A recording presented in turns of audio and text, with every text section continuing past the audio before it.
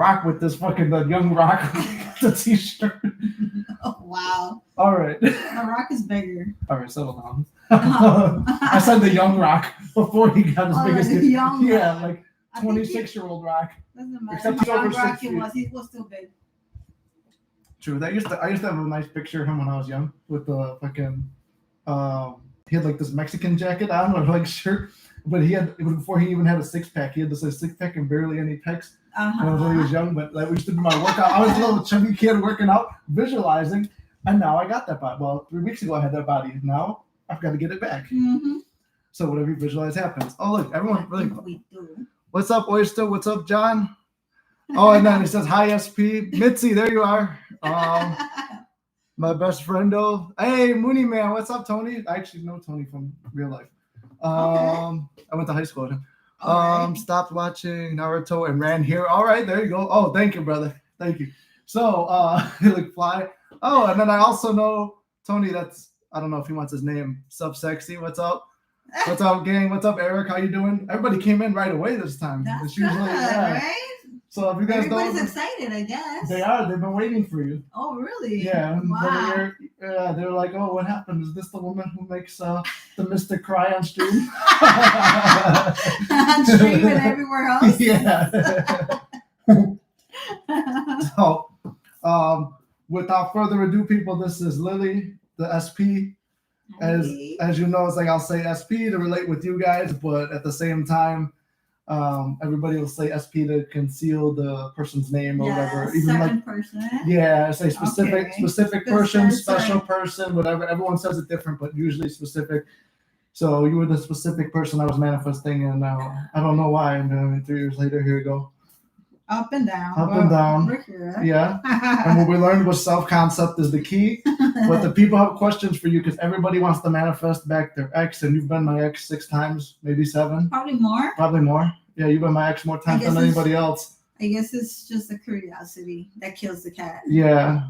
Is it? You're right over there still? It is, yeah. Is he He's still alive. He's still alive, so am I. He's still alive. Me and the... It's still there. Yeah, me and the... Cats have 7 lives. Yeah, 9. Mm. Well, 7 after you're done. All right. Excuse your best friend from high school. I know it is. Lily is lucky Nixa Hadi. Oh, thank you, Oyster. Thank you. Lily, nice name. Thank you, John. Thank you. So I appreciate it. All right. Here we are. We're having our drinks.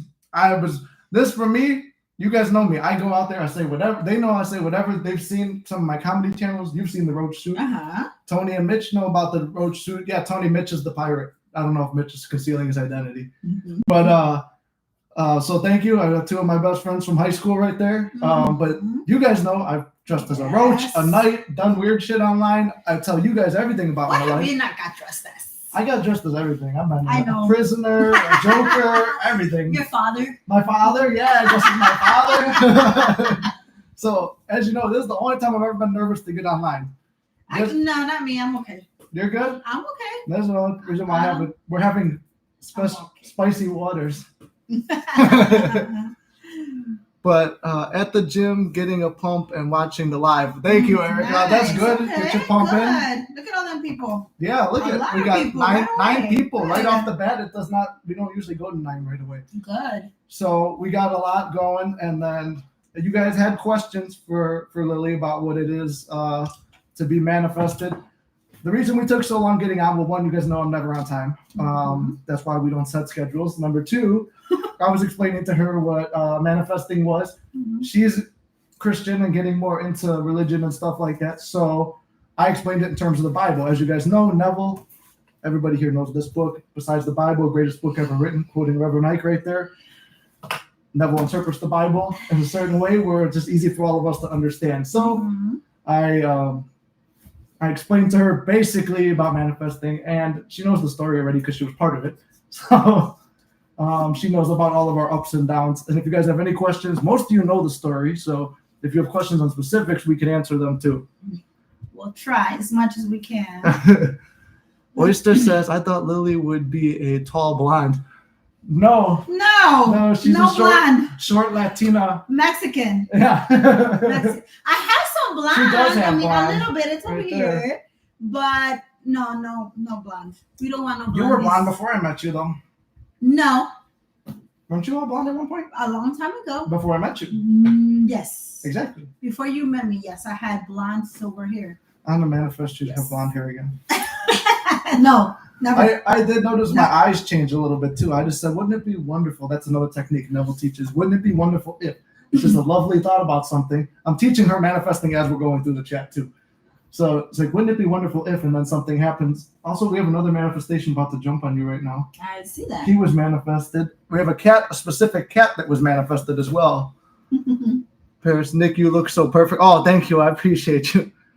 Oyster, yeah, Paris. Oh, thank you. You guys are too kind to me. Too kind. That's good. Nice people. Yes. These very nice. When my self-concept is low, I come here and they motivate me. That's good. We need that in our lives. We need motivations and positivity. No, positivity. Yes, positivity. How many spicy waters? Positivity. I have a couple of spicy waters, especially on an empty stomach. Yeah. Oh boy, me too. Oh look there's the manifestation right there. Oh, there you go. He's leaving. He's like, I'm out. That's why I left the door cracked.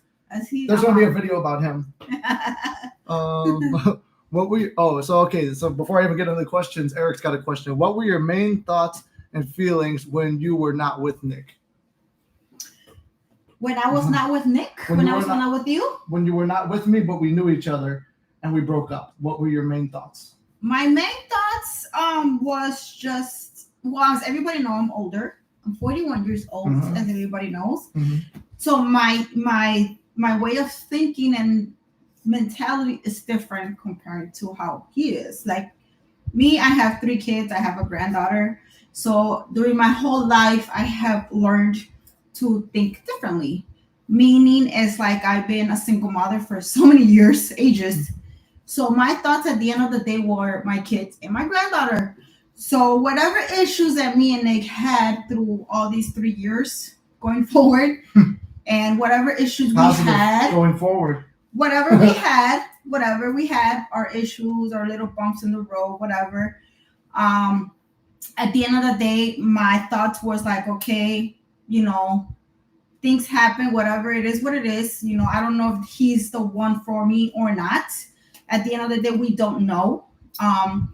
But my thought about it when I was not with him was just moving forward, working, going to the gym, just thinking about my kids, my granddaughter, the responsibilities I had. So my mind was always busy all the time, no matter what issues me and Nick had. Or not to drive. I'm not trying to steer this or drive the question anywhere, but I think in terms of considering what I've told them, and I'm not guiding this anywhere because you could even tell me if I'm wrong, but they're wondering, because most people here are trying to manifest their ex. They went through a breakup. Obviously, what the ex will tell them will be, I've moved on, whatever, go on, live your best life. Most people get told something nice. Some people have been told something mean. You've done both to me. Of course. So they wonder, this is the most common question. I believe it's asked in here too. Did you think that, how often did I cross your mind in that time? Your mind is busy. You're going about your life. You're trying to move on. How much did you think about me, or not at all, or just here and there?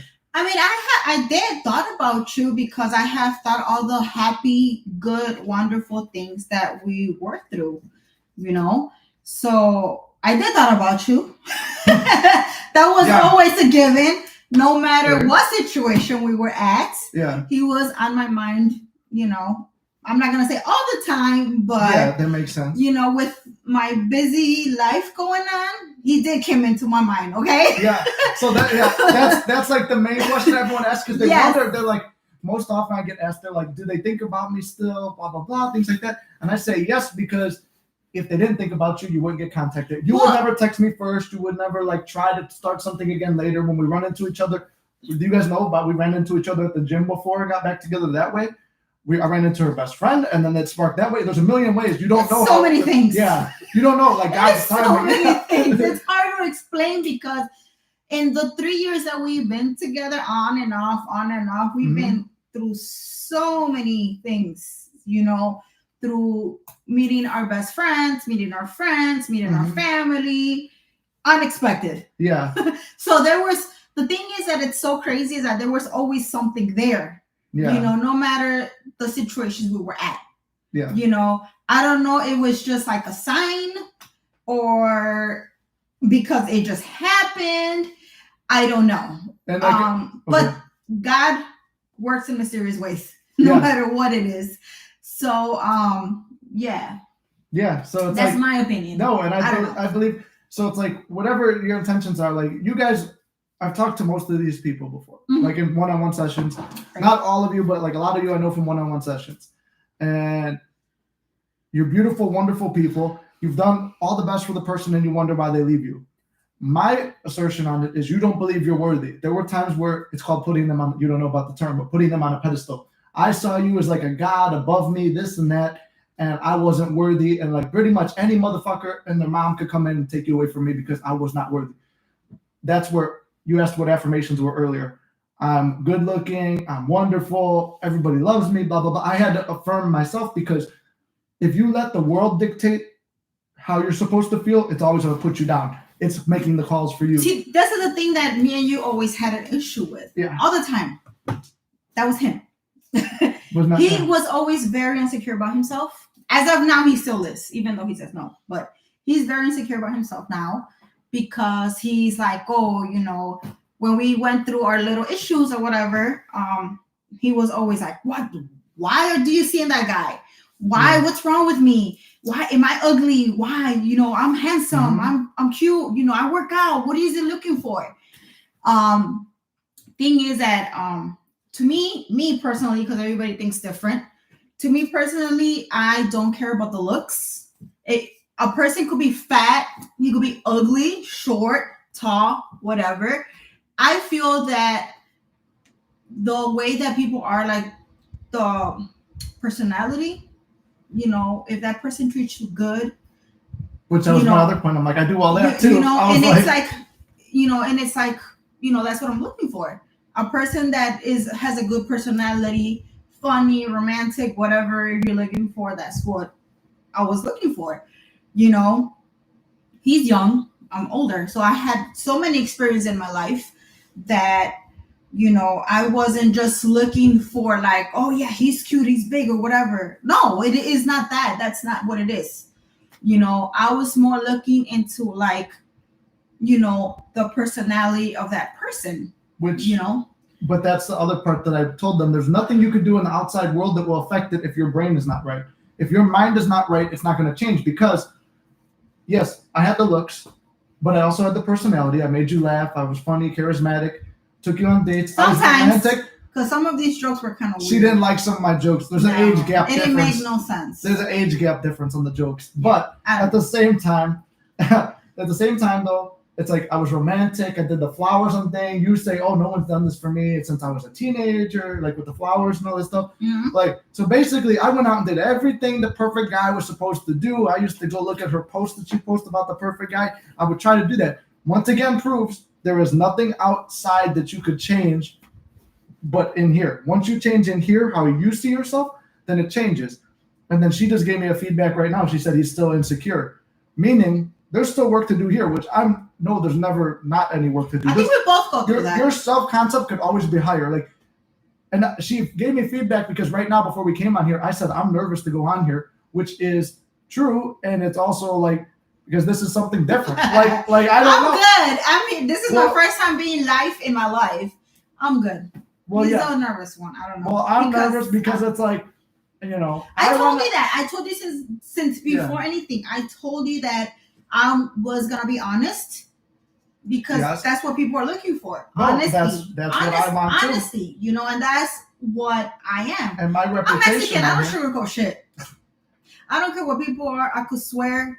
God, please forgive me, you know, but I'm an open book. I try to be an open book because people deserve and want the reality of how life is. And that's where on my opinion and my side, because everybody thinks different. You know, everyone has their own viewpoints. Yeah, exactly. Yeah. You know, like I said, I'm 41. You're 26? I'll be 27 in 2 months.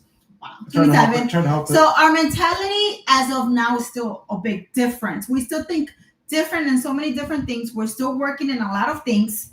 I think we both have learned about each other a lot, and I think we both had overcome a lot of things, and we have both got better in our relationship. Mm-hmm. And so far it's been good, and we're trying to be good. I'm not gonna say that, oh my God, we're gonna be together. Maybe not. Maybe later today after I leave the show, I could meet somebody else unexpected. He could meet somebody else unexpected. Who knows? I'm not a psychic, but that's how life is. And then here's where our mentality is different too. That is being open to whatever happens in the world. I choose my reality, and that's what I teach. It is what it is. So but at the end of the day, that's my reality. No, it is. But at the end of the day, I just accept the reality of life. If things happen, whatever it happened, it's for a reason. And I always believe that things happen for a reason. And that's another all the time. And that's another no matter what it difference is. too. I believe that to a degree. I believe they happen for a reason, but guiding you towards what you truly want. So if my desire, it all depends what you truly want. Like, I want a good life for me and my family, just the way you want a good life for you. Yeah. And your family. Yeah. Maybe it could be good, maybe it could be bad. But I'm gonna focus on what is gonna be good for me, myself, and and for my family, because at the end of the day, we believe we should think about ourselves and our happiness. That's true. No, that's what I teach everyone is your self-concept and number one, and yourself first before putting other people first, because that's how you lose yourself. But my point is that, okay, so sometimes negative things happen and you don't know why something happens, but so God gives you whatever you desire, right? So if I desire to be with you and to have what we have right now, where it feels good, and it's never felt as good as, to me, it's never felt as good as it does right now.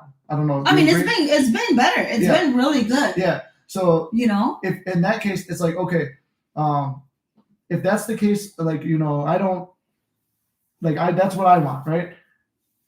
Sometimes God will put something in your way to block it. Like when I was doing all the meditation, stuff like that, and visualizing, I'd say meditation and prayer to her because she's still learning all this stuff. But I'm doing all the techniques. You guys know, balls to the wall, right? I'm going balls to the wall.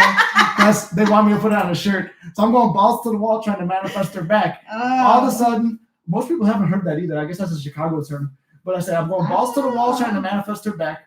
And then I feel good. I feel like I'm dating her before we're even together. Next thing I know, I find out from a guy that introduced us, well, good thing you guys are over each other. And then you guys know the story. Then I find out she's seeing somebody else, and it fucking tears me apart. I get drunk. I gamble all my money away. I was up to like $500. I made sure I gambled it all away. That's when I bought a session with Bianca. And she taught me, like, she didn't teach me. She was more or less, she guided me back to what I already knew and my faith. So then, you know what? I stayed persistent. I kept visualizing, going to sleep every night as if she was with me, her saying things. And then next thing you know, I run into her best friend. And this is where divine intervention, you guys know, when should I act? What should I do? I felt a voice or a feeling, you need to talk to this woman or you'll regret it forever. So I went up to her best friend, who I only met one time on our first date, which we didn't even plan for her to be there. Our first date, her best friend happened to be there. That same first date, I don't know if you planned that or not. Did you? Which first date was it? Jelly Jam. Well, no, that was unexpected. That wasn't expected. That was very so unexpected. I was never supposed to meet her best friend. Very unexpected, which was kind of weird and crazy. That was like almost divinely guided then, because I didn't even know if I wanted her. But like I said in the beginning, we were just fucking around. Like it was just friends with benefits, having fun. Did you call it the same when we first met? When we first met, it was friends just a benefits. Little fling. We were both trying to make a fantasy come true. Yeah. Like I said, we had so many ups and downs. I don't even know how to fucking explain this shit, but no, but for me, like I said, I had experienced more. So at the end of the day, it sounds bad coming from me, but at the end of the day, I don't give a fuck, because like I said, I'm experienced. I had experienced a lot of relationships. Nothing surprised me in this world anymore. So at the end of the day, like I said, my mentality was like moving forward. If I end up alone, okay. If I don't, welcome to my life, and we grow old together. So it's when you grow old, I grow to my middle ages. Yes, exactly.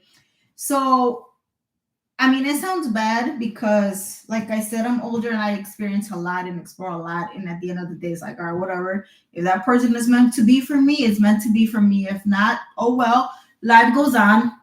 I move on. Because at the end of the day, what is it? Like I said, I have my family to focus on. I have responsibilities to focus on, So I have learned since I was young that at the end of the day, I depend on myself, nobody else, So I have raised my kids by myself. I'm not saying that, God had brought me so many angels in my life and so many different people that down the road and down the years, I came to realize like, wow, that was an angel. So I had angels in my life that later on I came to realize who it was, because I struggled a lot. So that's why my mentality is so different from so many different people. We're not the same, Yeah.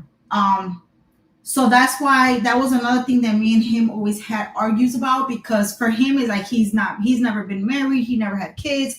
He probably might have a relationship or so, but not comparing to me. Yeah. I've been married, had serious relationships. I've been through a lot in my life.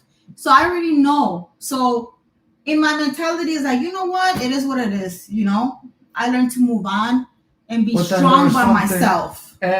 So at the end of the day, you could be nice, because I had so many people in my life that spoiled me, been so nice to me. There's so many things for me. So to me, if like, it's hurtful to say you could do whatever you want with me. You could spoil me, take me on trips, do whatever you want. But at the end of the day, to me, it doesn't matter because I have gone through it. So it's like, for me, it's like, okay, Lily, just keep on going on. You gotta work. You gotta pay bills. You gotta be responsible. Be responsible for your kids, your grandkids. My kids are old. My youngest is gonna be 18 in a few months. So as I'm still trying to like, work with my kids. I'm still raising my kids no matter how old they are, because at the end of the day, I'm their mother and they still need me. So, me, whatever comes in through my life, whatever bumps on the road I go through, I have learned to get up and move forward and keep on going, no matter what obstacles, no matter what it is. Yeah. And so it's one of the things that me and him always fought about, because for him it's like, oh, okay, we could go through this. We're good. I could do this. It doesn't matter what the person does to you, or do for you. At the end of the day, to me, I have learned that I depend on myself. That's a lesson we can agree on right there, is because so many times I tell people, it's like, so many people have done the same thing as me with you. Not men and women. This is not, women have taken men on trips, men have taken women on trips, women have spoiled men have spoiled women. They do all this stuff for the other person. Why? Because you don't feel you're good enough for that person, so you have to spoil them and do something else to make them love you, which again goes back to your self-concept. Because you feel insecure about yourself. Yeah, it's an insecure thing. Because you feel because you feel that person is not gonna think about you, care about you, worry about you, because it's like, oh yeah, he's not doing that for me, so whatever. No, that's not what it is. Or like, she'll break my balls sometimes and be like, I'll be like, oh, you're looking fat or something like that, or she'll break my balls about something. But if you let that change your self-concept, it's like, no matter how I have a six-pack. You guys watch me on Snapchat, some of you. It's like, okay, I'm posting pictures. I have a six-pack. It's there. I'm looking good. I'm feeling good. She'll break my balls about it, and it will sit in my head. See, it would sit in my head and be like, oh, I'm not worthy, whatever, stuff like that. And you'll feel like shit. So it's like. But that's not true. But you know what? It's, what did you call it? Reverse psychology. What's reverse psychology? Because I'm trying to make you feel like that so you can work with someone more. Yeah. Well, which is what I do as a coach. I'd rather be honest with you than lie to you. The same way I'd rather you to be honest with me than for you to lie to me. I don't care if it's bad. Yeah, I just want you to be honest with me. And I always been honest with you. Like I said, I'm Mexican. I'm a fucking Latina, and I can tell you how things are. And there are times where it's like, oh, well, like there were times where I could break your balls or say something, and it's fine. But it's like I didn't want to hurt her feelings, so it's I don't care. I have gone through so much shit in my life that I don't give a fuck what people think about me. But watch. So why did I think that way? Because I feel if I did tell the truth, even if it's just me joking around with her, she would leave. Because there was a time when I called you a gordita or whatever, and you're like, excuse me? You know what that means? All this shit. You were breaking my balls back, but my insecure mind was so fucked up because you had left so many times, and I had fallen for you at that time. So I'm like, oh, fuck, like, I'm going to lose it. Like, So you can't even be yourself around the person anymore. So what the fuck good is the old relationship because you're not yourself anymore? Is the point I'm trying to make. Yeah, but that's your mentality. No, I know. At the end of the day, that's not my mentality. That's one of the things that me and you have so many different issues about. Yeah. Because I feel that I'm still trying to teach you stuff. On reality, and I'm trying to teach you this. Yeah. And you have learned. Yeah. In 3 years. And I'm trying to teach you more have about. Stopped being clingy. Yeah. Because you've been so clingy, and I told you don't do that because at the end of the day, no matter what the fuck you do to me, you're not gonna do that. I'm gonna be fine. Yeah. Well, then there was the thing too. You guys know most of my stuff. I never had a serious relationship before I met her. And this is what I'm talking about, experiences. So yeah. But I'm still trying to teach him that. But yeah, so anyway, there's a whole bunch of different things. I want to answer. I'm trying to stay on topic with the questions and also keep this going because I think it's a good conversation we're having too. So I'm going to see what they're saying because. Thank you, Mitch, for the donation. Mitch donated $5. I appreciate that. Is that from the lottery wins? the slots. He's winning. I visualized him winning. He said he's going to text me winning, and he's up. So let's see. What was your main thoughts on Nick? Okay, so I gotta go pee. Okay, go pee. I'm gonna answer the questions, and then you want me to fill up a drink for you? Oh no, you're not done. I still have some spicy water. Yeah. We don't lie to you either. She was kicking herself. You hear that one? What? I'll tell you in a second. Okay. Thank you, Oyster. Was it age? Because he's. Thank you, Tony T. What's good, Mystic? How you doing, Tony T? Welcome in. Love your. I appreciate you too, Tony. Thank you for viewing. I've seen you on TikTok too. I saw your name pop up in there. Nick is a hottie. Thank you, Oyster. Lily, did you have birds before land? Did you start seeing Nick's name? Oh, that's a good one, Eric. I'm gonna ask her that when she comes back. So it was age. That's what she says. I mean, I can only tell you what I've experienced, and let me clarify all this too, because I do feel that. Everything I've told you, I'm going to bring up the topic too about visualizing her best friend talking to her at the table all the time. We just talked about it actually out there. So I used to visualize that. And like I said, I had only met her best friend one time on our first date. And on our first date, the first weekend we were together was pretty cool fling and shit like that. We met at the gym. I was off work. She was off. It was around Easter time. We had a bunch of time off. We kind of just picked up and go. And the first place we went to was this place called Jelly Jam. It's out of business now. And he's trying to get in the thing. But we went to this place called Jelly Jam. We go in there. And what's it called? Her best friend's sitting at the table with her mom. And they're having dinner. And it was lunch. It was lunch. Yeah, lunch. And so we go there. I thought maybe she set it up, so I'm fucking around because they're like, "Oh, enjoy your day," and all this shit. I would have set something up that we had. Because I thought maybe you were uncomfortable. Hey, this hunk is over here taking me out to dinner. That's why there's public places to meet. Yeah. And go. I don't know if he's a serial killer or what. Come over here. But anyway, so I'd only met her that one time, and through a series of events, and that's the only thing. And she has kind of a distinctive voice, but I barely remembered it. And then so I used to picture her talking to her about, you fucked up with him. He was a great guy. I used to visualize this. Then later on, I came to find out from that friend, I used to talk to her and I'd only been in her house one time when I started this too. We went to Wisconsin Dells. I dropped her off. And then I had a fear. The entire Wisconsin Dells trip, she was going to leave me when we came back. And it was probably going to be after her birthday. That was the trip I took her on. It was her birthday gift. And I took her out for pizza. And I said, she's going to leave me tomorrow. And it was so sure of it. This is why I said, whatever you're so sure of, God is answering that prayer. Because that's what it's called, gut feeling. Yeah. So it's a gut feeling, and you're creating it. Whatever you have a gut feeling on, you're creating. So I knew it.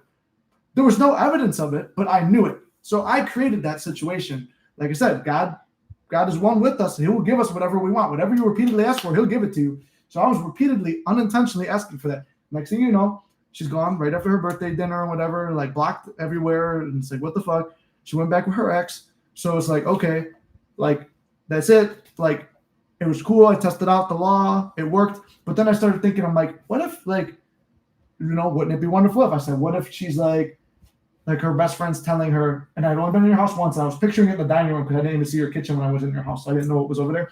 So it's picturing them in the dining room talking about you fucked up. You had this good guy, and he waited around for you, and he does all this shit for you. He really loves you. He really cares about you. And I picture all this, and I came to find out from her friend later when I met her again. And this is why I said, like, the spirit or whatever it is tells you, like, it's like a gut feeling, intuition tells you, hey, go talk to this person. So I did, and she tells me, I used to talk to her all the time about you and say she fucked up and she needs to be with you. And I used to say, give him a chance and blah, blah, blah. And then it was just so many conversations because at the end of the day, she was right in so many things, but then she has seen a lot of things that she didn't like either. Yeah. That she disagreed. Yeah. Yes, we had a good time. Yes. But that was before all the bad shit. It was up and down all the time. It was more in the beginning, I think. Because more in the beginning was you. In the beginning of the first few breakups was you leaving me, and then but me trying to control I would not call it breakups because at the end of the day, we met just a fling. Yeah. Just having fun, doing our fantasies. I mean, I believe that we would only had one relationship because I was going through a whole bad breakup with a person that I was with. That's the one that she kept leaving me to be with. Yes. They kind of know the story. And I guess I was all over the place that I just decided to say, okay, I'm going to be your girlfriend because it's like, I'm sure he has said it before when we try to forget someone, we lean on someone else. And I felt that that's what I did, which I regret it because I shouldn't be hurting people's feelings like that. And I feel that was the only breakup because it was like a relationship at that time. But the other times I always had confirmed it and I always was honest with him. We're not in a relationship because me personally, I wasn't sure about any of it, no matter what. And right now, we're not in a boyfriend-girlfriend relationship. We're just getting to know each other. And I believe if it's about 3 years, we ain't never gonna know each other. No, but we're not. But you know what? At the end of the day, when I do feel comfortable, and I feel when we both feel comfortable, especially me. Yeah. Well, even they know from the channel. I've been saying it's like I'm not sure if I'm ready yet because of everything we went through. But it's like a quote says. A guy only goes where women wants. What do you mean? Okay. I don't know, but I'm Mexican. But to me, it's like I'm a Latina. Be like a guy will go as far as a woman wants. You mean he'll go through whatever it takes to get that girl, and I don't. Woman wants. And I mean, so far we've been doing a very good job together. We've been working on ourselves. I've been trying to put a part of it because at the end of the day, I'm not gonna lie to you guys. There's still a lot of things that we might still be working on. I mean, it's been better. I'm not gonna lie, it's been better because I'm not gonna lie to you, I'm honest. I realized a lot of things that he has done for me that I've been very bad about, And I came to realize that maybe I should just put myself a little bit out there and try to actually try and be happy for myself, because I'm a grown woman. My kids are old. So I deserve to be happy and I'm trying. I'm not saying that I'm putting 100% out there because I still have that insecureness about a lot of things. Mm-hmm. And I know there's a lot of things that we still need to work on. Mm-hmm. But it's been better. Yeah. It's been better. I feel like our relationship is way better. And I feel that I've been more out there with you. Yeah. And I'm just praying to God that it should be the best. And I feel that it's going to be good, and it's going to take a lot more time. It's taken us 3 years. Yeah. We've been through a lot. Yeah. So I feel like it's going well. And it's understanding what both people want. And I mean, here's another thing about thoughts being reflected too. Like, this will go into a whole deep thing about multiple realities and shit like that. You ain't even ready for that conversation because you're just barely getting into the Christianity. But remember the movie Shift? Mm-hmm. We watched the movie Shift. If you haven't seen it, go see it. It's a good movie. It's a very good movie. But in the movie Shift, he's looking for the version that he fell in love with. He finds a close enough one. I found a better version than the one I kind of fell for. But at this point, here's the same thing too. After all we've been through, and I mean, you're being honest, I'll be honest, I don't have that same feeling of like, oh, I love her, like putting her up on a pedestal. No. I care about this woman. I care about her more than other chicks. But it's like, after all we've been through, it's like, yeah, there's stuff where I need to forgive. Like, you guys know I practice forgiveness. You know, if you want to use a Bible quote, forgive them, they know not what they do. Because translate Bible into manifesting, forgive other people, they know not what they do. They don't know that they're acting a certain way because you visualized it or you thought about it. Like, you pictured someone treating you bad repeatedly. They treat you bad. They had no choice because you shifted to that reality where that's a shitty version of them. How is it that I go from bosses that were fucking dickheads to picturing them as nice people and they become nice? Like, but through a series, it happens naturally. And this, I'm teaching her to manifesting now. It happens naturally. Like, the only reason I wanted to be in a relationship with you, I only focused actual relationship that one time when we became in it. Every other time I was aiming small, like just being back together again and spending time together. When I was visualizing a relationship, you had to, for that to happen, she had to go back to an ex, to get hurt and burned by the ex, to leave the ex, to be in a vulnerable state, for me to run into her friend, for all these situations to line up for you to say yes to be in a relationship. I feel that we both had to go through a lot of things in our lives in order to realize a lot of things. Like, yeah. I always have told you, because you're young, like I said, I'm 41. I've been through a lot in my life since I was like fucking 15, 16.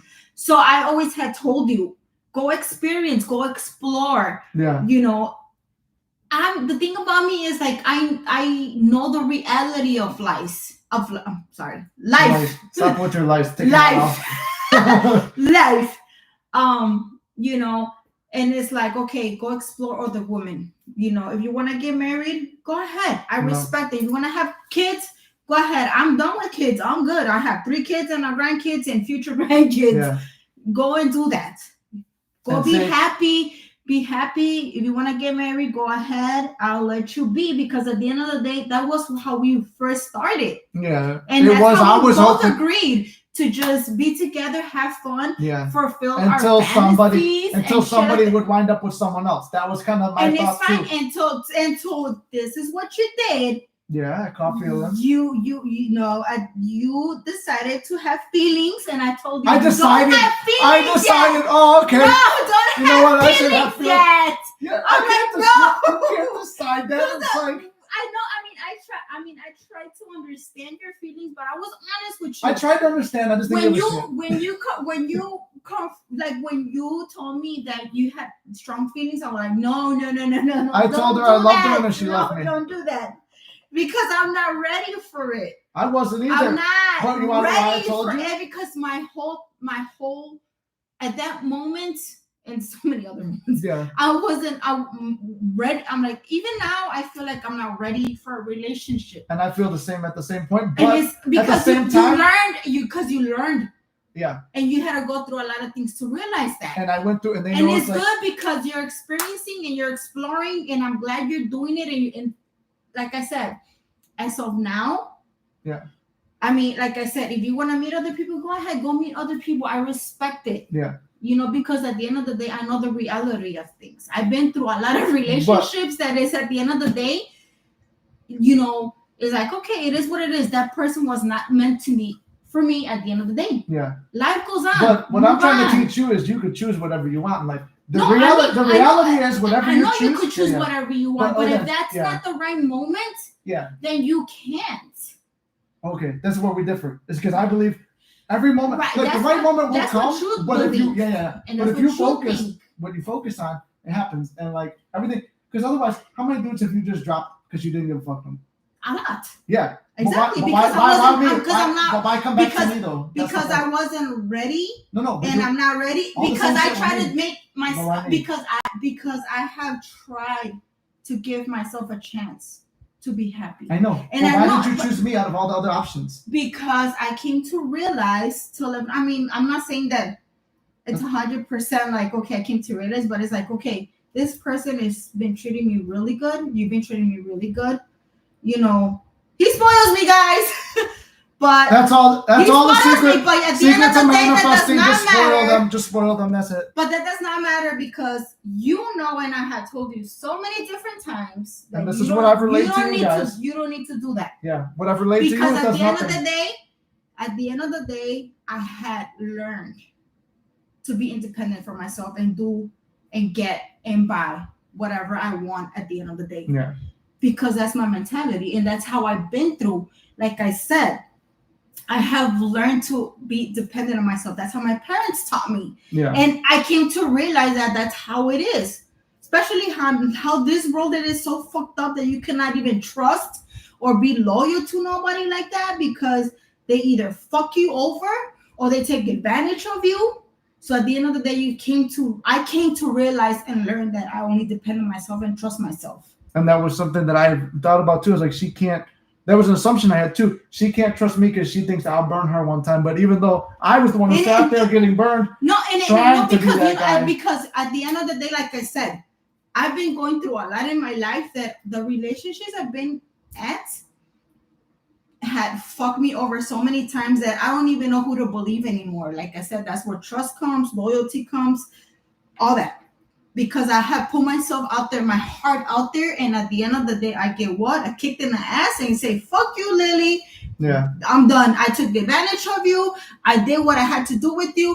Bye-bye. I'm all good now. So it's like, whatever you do, either you want to spoil someone, fucking take them on trips, give them money, no matter. I had all of that before him. And and not to be bogus, but I could still get that. I could still get it. I don't care if people say like, damn, how the fuck can she get it? She's fucking ugly. She's fucking this. She's fucking. I don't give a fuck. Like at the end of the day, I say. Let me point out that at the end of the day, that's what I came to say. It doesn't matter how you look. What's up there? How the physical look. Yeah. Listen, no matter how you physical look, no matter how you look, ugly, blonde, red hair, blue hair, whatever the fuck it is, the personality is what matters at the end. No matter how fat, skinny, short, tall, whatever it is. You guys want to see something up in the ceiling? That's her self-concept. This is what I contended with. This the self-concept is up there. So when you come from a low self, most of you have SPs that are acting like that. Not me, not being a dickhead, but like your SP sees themselves here, which she does because she don't give a fuck about how she looks. It's like I said, guys don't give a fuck about looks or not because so many people had told me before. In real life, it'd be like, oh, you're out of her league. What are you doing? Like, you're young, you're good looking, you got money, you got all this shit going for you. Mm-hmm. Why are you with her? And then, like she said, I mean, not to be a dickhead to her, it's like I had a lot of good looking women want to be with me and want what I gave her, but this is not what I wanted. It's surprising. This is where his insecurity comes because, like he says himself, he has good looking girls before, and I've seen pictures the same way I had showed him pictures about good-looking guys that I've been with. Mm-hmm. Like, I'm not gonna lie, no disrespect, bigger than him, big muscles and everything. That's when his insecurity comes. That's where. But like I said, it doesn't matter how you look like. Yeah. Like I said, short, tall, ugly, and that is something we talked about too. Whatever the fuck you are, at the end of the day, is either the mentality, the personality that matters. Yeah. So to answer all your questions about he's fine, she is too fucking ugly for you. Listen, I don't give a fuck what how everybody thinks. At the end of the day, that's, let's say that's your other half. That's what you want because at the end of the day, you want to be happy for you. You want to think about yourself, and that's what you want to do. You could have a best friend. You could have. No matter what it is, but at the end of the day, you need to think about yourself because you know why? Because at the end of the day, you're going to end up for yourself. Say you have kids, they're going to grow up, get married, have their own kids. And where you are going to end up? Alone, right? We come in alone, we die alone, which goes back to your self-concept. So why not be happy? Yeah. If you want to go travel, be happy. If you want to, I don't know. If you want to end up work 24/7, go work 24/7. Whatever makes you happy, do it. Spoil yourself. That's another thing we agree on. Spoil yourself. Take yourself on dates. No matter, because at the end of the day, you're gonna end up alone. You're not gonna take no money with you, no nothing. So it is what it is. Spoil yourself. Be happy. That's how I thought about myself, because this is how I end up with no matter the relationships I had, no matter the people I met, no matter who it is, what it is, no matter how much of a good job you have, you gonna end up being happy. You're gonna end up being alone, but you're gonna be happy, right? Yeah. And that's where we agree on that. Now I'm going to go just to hear because you answer these questions. Mitch paid $5 for this one. Mitch, if you're still here, thanks. No, but he said another $5. No, he paid $5 to say this question. So Mitch, I'll text you the answer later. What were your dreams like when you were away and being manifested? Did you dream about me? Have I dreamed about you? When we were apart, did you have dreams about me? That is a good question. No, I have not. Because usually when I was manifesting you, like I said, I told you the technique I used, which was going to sleep every night as if we were together, blah, blah, blah. You saying things. And you know what's funny? Every time we got back together, I don't even know if I told you this part. When we would get back together, the conversation I'd have in my head with you, you said them exactly to me or very similarly. We had very similar conversations. And sometimes they'd be out of the blue too. So like, that's how I knew it's not a coincidence. But I would dream about you right before you came back. That's how I knew you were coming back. Just like before you would leave, when my insecurities would build to the point, just like my confidence would build to the point, you'd be back. Boom. I'd have dreams about you. Then I knew you were coming back. Insecurity would build. I'd have dreams about you leaving. And then boom, you'd leave. So everything is being reflected like that. Need more questions? No, you did say something that somebody had a question or a comment when I went to the bathroom. Oh, yeah. What is it? Oyster said, we don't lie to you either, Nick. She was kicking herself when you were gone. What was it just the age? Because he's hot. Thank you, Oyster. I appreciate you. And then she wrote again, Nick is hot. Thank you again. Eric says, Lily, did you have birds before land? I'll explain that term in a second. That you what? That I have what? BBL. Oh, no BBL. No. It's not what you think it is. Oh, okay. It's not what you think it is. Okay. All right. Well, because I thought the same thing. Okay. Did you have BBB or BBL, which means birds before land? Did you start seeing, and he's explaining it too. Did you start seeing Nick's name everywhere or something that was related to him so often? So birds before land would be, okay, I'm manifesting to be with you. So everything I say, everything's a sign. The spiritual hippie people will be like, oh, 222. Oh, my manifestation, this and that. And like, they get all like that. So like, or if you or really religious people will be like 666. Like people give these numbers meaning, and the numbers don't mean nothing until you give them a meaning. Yeah. So something I would see like Neville Goddard, the guy who wrote this book that I learned all the manifesting. He died in 1973, so he's been dead a long time, but I study all his stuff, listen to his audio tapes, everything. Never heard his name before, Goddard, never seen his last name. Right before you came back one time, I'm like, God, send me a sign. Because now I'm going to the external God. As we know, I and my Father are one, but my Father is greater than I. There's a greater force that controls all of us, the greater God, but we have God within us. So I said, God, just give me a sign because I feel like I'm giving up. Neville Goddard's name, Goddard Trucking. I've never heard of it before. It drives past me. I'm like, huh. And I'm going towards the gym. I passed our park that we used to go to, and I went to Export. And then shortly after that, we got back together. It was one of the times we got back together. So birds before land are essentially signs or things that remind you of me often, or you start seeing my name places like just random stuff. That's a bird before land. You understand what I'm saying? I know what you're saying. Yeah, like signs that you miss me or signs that like stuff like that. You did? I never even asked her. I've never asked her that question either. That was kind of funny. Yes. I have had like not signs, but I have, like I said, going back to thinking about him when we were separate, like we were in our own thing or we had our little issues or whatever. I have thought about him because, like when working out together. Oh, you did miss that. Or just like, just going to different places, like exploring new places. And this is my sense of humor. And this is where I come from when you need to, this is where I come from when I tell him to explore new people, because it's like, I have thought about him because I have seen other people and it's like, man, like I missed the part where when I was away from him, that we have our breakups or whatever he wants to call it. Like, what would you call it? A breakup? I mean, I don't call it a breakup because we were not in a relationship. But I would call it issues. So I would call it here's why I call it a breakup, because every time I've been with you and hooking up with you, I've always been exclusive to you. Even when there were other chicks, I always went exclusive. And I told you not to do that. I know, but and I told him not to do that because you know what? We were not exclusive like that. But except for that one time I told you. But in her mind, that's what it was. So I was like, But then you did lie the one time though. The last time you did lie, you said if there's ever anyone else, I'll let you know. So you did lie. I did lie about that one. That I'm one not did. gonna lie. You did lie. And that one fucked me up so bad that I quit this That channel. was my I lost all fault. my faith. You're like, oh, my bad. Sorry, I fucked you over. But I was such a bitch. you were. But that version, but that version, I believe is gone because that is you shift into another version of yourself. This is what I believe.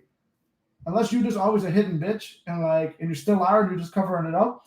But what I believe is that here's where my faith comes in of this. There are infinite versions. Everyone's you pushed out.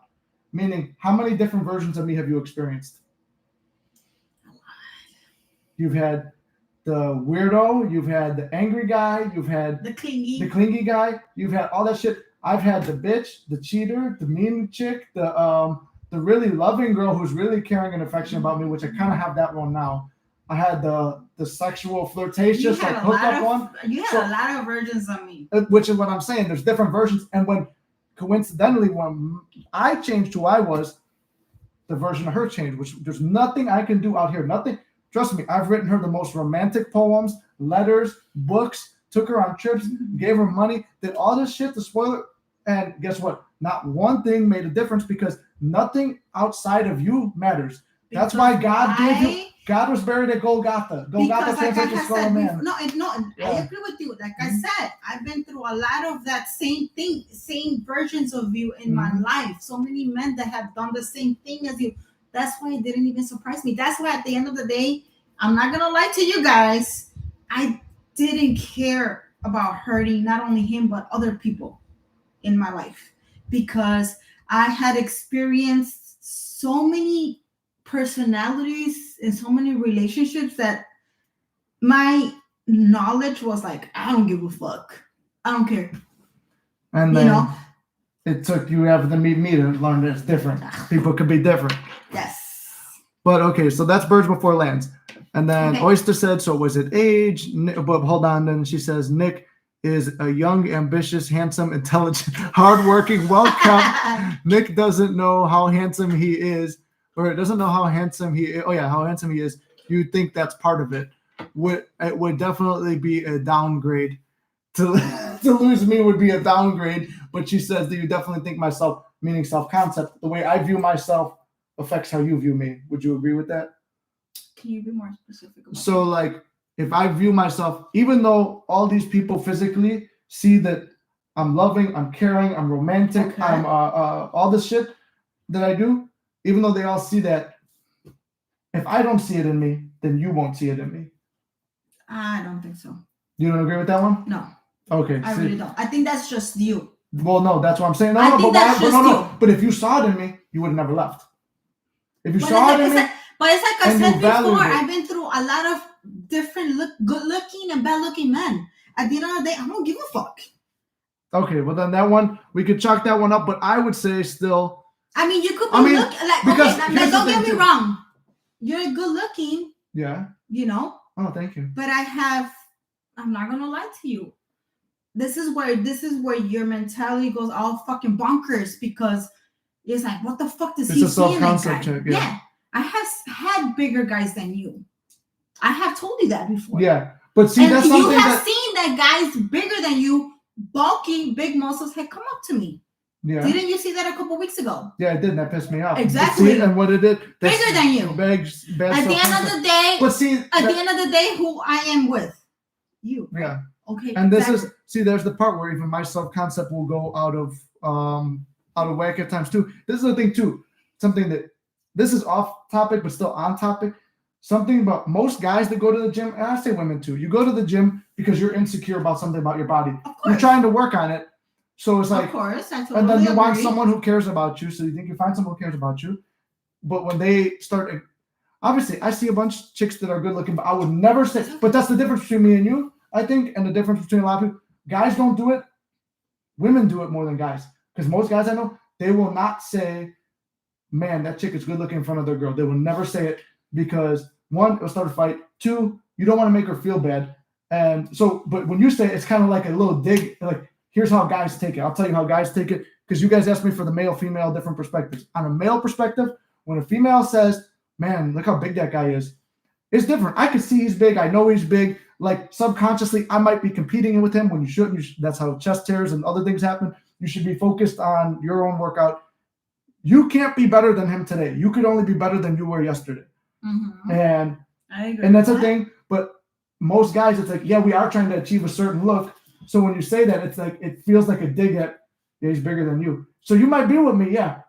But why are you wondering about him? And then that's kind of like it comes off as a little disrespectful. It's not because at the end of the day, man is the same shit. No, but we won't say it. We won't say it to the woman. No, I know, but this is the difference between me and you. Yeah. I don't sugarcoat shit. I'm gonna tell you straight from the get-go. But what you have to gain?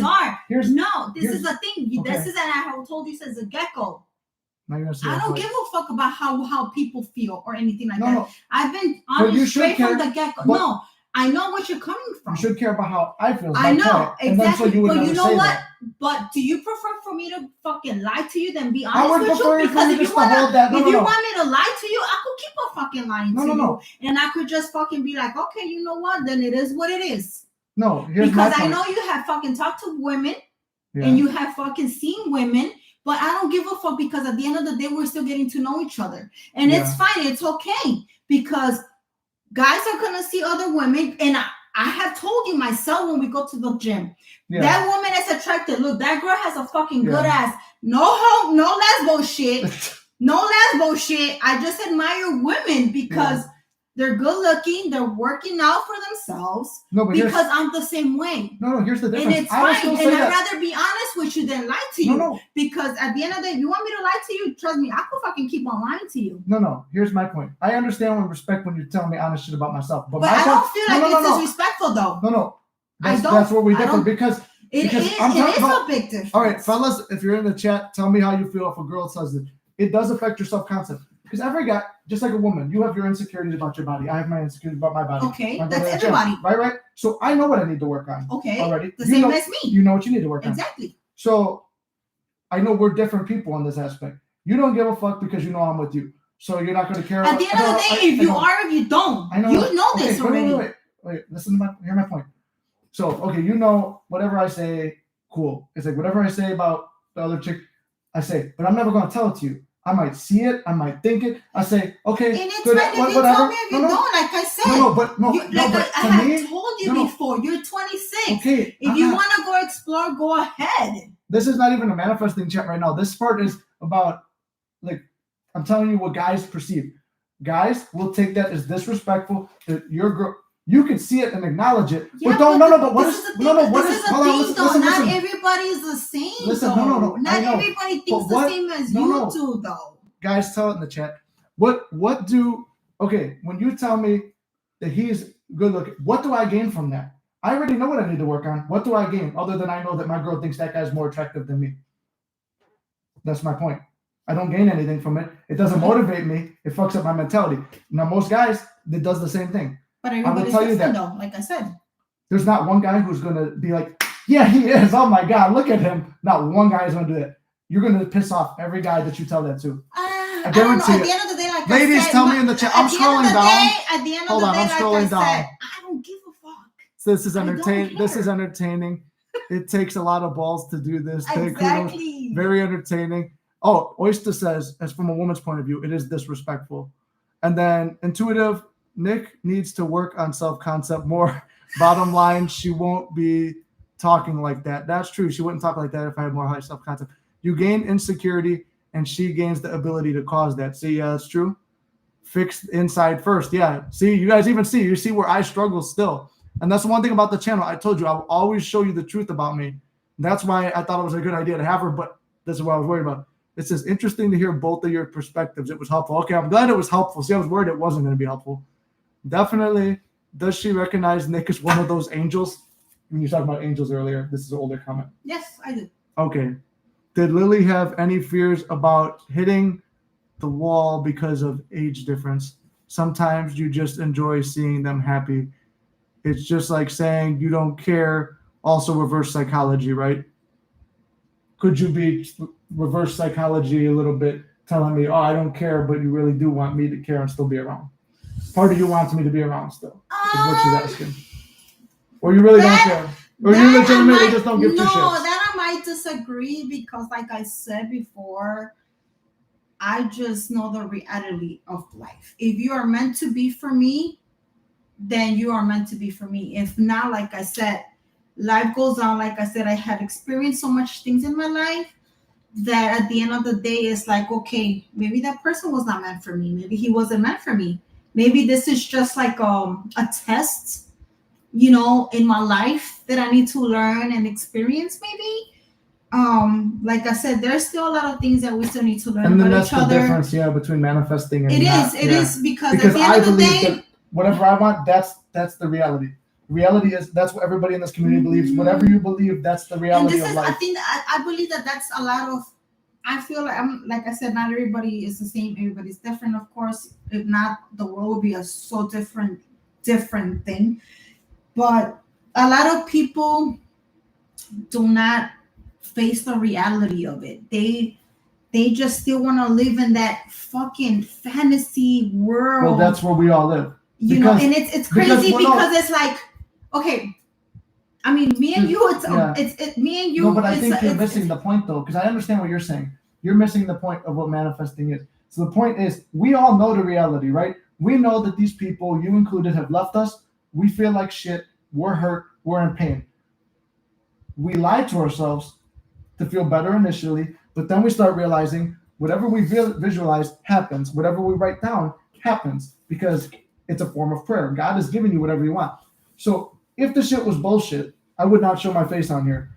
If the shit was bullshit, I wouldn't have believed that you would be back. But then here's the thing too, and I've mentioned this before because you guys have never actually talked to her, but I've talked to her. I've mentioned this before. This is one of the pains, and I've talked about Neville's student who's still alive, Lindell Warden. He's on one of the channels. He's like 88 years old. He says the most painful thing about this is you will never be able to show your friends and family and loved ones what this is. You will be able to make an impact like I make an impact for other people. My parents don't fully believe this. My brother's iffy on it. I can tell you don't really fully believe that, like, whatever you believe is true is true. The name of this is called law of assumption. So whatever I assume to be true in my world becomes true. But in your world is very different. There's a version of you experiencing no Nick at all and with your ex or whatever and happy there. There's a version of you that's single and there, but you'll never meet that version. That version already exists. The version here is the version that cares about Nick enough to want to be with him. Well, that's because everybody thinks differently. Everybody thinks have a different mentality of a lot of little different things. Like me, I feel like I only trust in God, and He works on mysterious ways, and I try to look at it that way.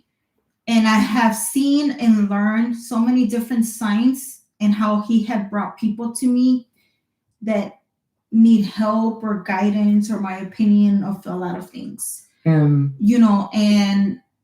we had been through an episode like that on the day before Christmas Eve, and I'm hoping that later on, my best friend, she is fully more like a Christian than me. Not fully, but, more of an understanding about it. But I feel that, I guess I feel like different things in the way I think about things, I guess. Yeah. And, I don't know. That's there's a difference in our opinions and stuff because, like I said, I will never be able to impress on you that earlier in the morning, I'm not going to tell the whole situation because it's like a personal thing between us and our families. But, okay, early in the day, you heard that the Spirit's going to call you, God's going to call you to do something. I've been told about that so many different times. And it's been told to you so many times, you believe it here. Yes, I do. Okay. Here's where what I'm teaching comes in. Whatever you believe here and here, so naturally and vividly, like when I got to the point that I believed you'd be back and you'd be this version of you, you appeared. When you believed fully that was going to happen, that situation unveiled itself. The gut feelings and things like that, whatever you assume to be true, is like, whenever you have an assumption about something, it'll be like, wow, what a crazy coincidence. Even in ways like this stuff still shocks me, but it's like whatever you ask God for in so many ways, it's like sometimes you don't even know you're asking for it. Bad things to happen. People on here have said, I'm giving up on my SP, specific person. So like, let's say I'm giving up on you and I want to find somebody else, right? I go find another girl. She's not like you at all. Like like the bitchy version. Like she's not like the bitchy version of you. She's like the version of you I have now, but it's somebody else. That woman, if I didn't change how I think, will become exactly like the version of you that I lost because I assume that all women are going to act that way. Hence your story. Guys repeatedly would treat you bad because you just had that assumption that everyone's going to fuck you over. So whatever you assume to be true, this is what I teach. Whatever you assume to be true in this reality becomes your reality. So I don't subscribe to religions because religions teach you it's all chance. You never know how it's going to happen, which you don't. That's the part I agree with the religion on. You don't know how it's going to happen. It will happen in a mysterious way that you cannot explain, but you will always get your prayer, whether it's good or bad, because we're always praying. Whatever you're thinking repeatedly, that's a prayer. So whatever you're thinking repeatedly, that's what's going to happen.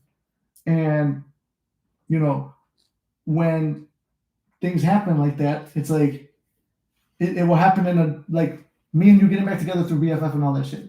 That would have never, like, I never saw it unfolding that way. I was picturing you come back to me, say, I'm sorry for being a bitch, whatever, and then, like, we get back together. That's what I was picturing. But it didn't happen that way. But at the end, my end goal was to be with you.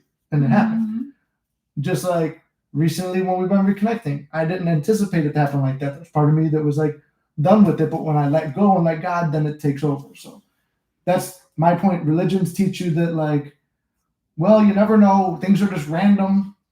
They're not random. It's calculated. If you watch your thoughts, you get whatever you're thinking about. You get whatever you're visualizing. Those are your prayers. Religion just says, this is why I disagree with most religions. It's the way I've interpreted and read the Bible and what I've experienced, not just like a lot of people will preach from Bibles and say, here's what it says. It says the good word. And like this word, I disagree with them because they just read right out of the Bible and they don't interpret it.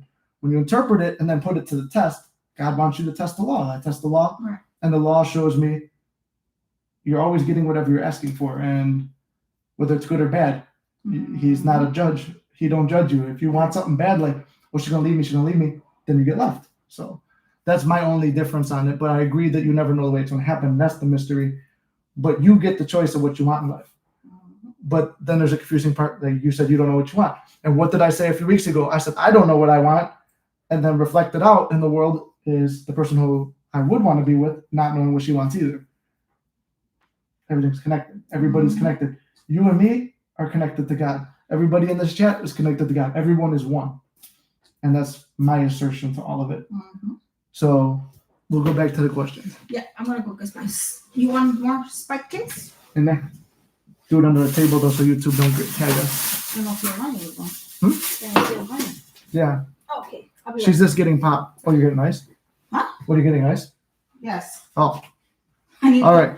Hold on, let me get the cup stuff. Well, from here I could just. Where the hell did the commercial come from? I didn't even see a commercial coming up. I will manifest Nick then if you're not serious about him.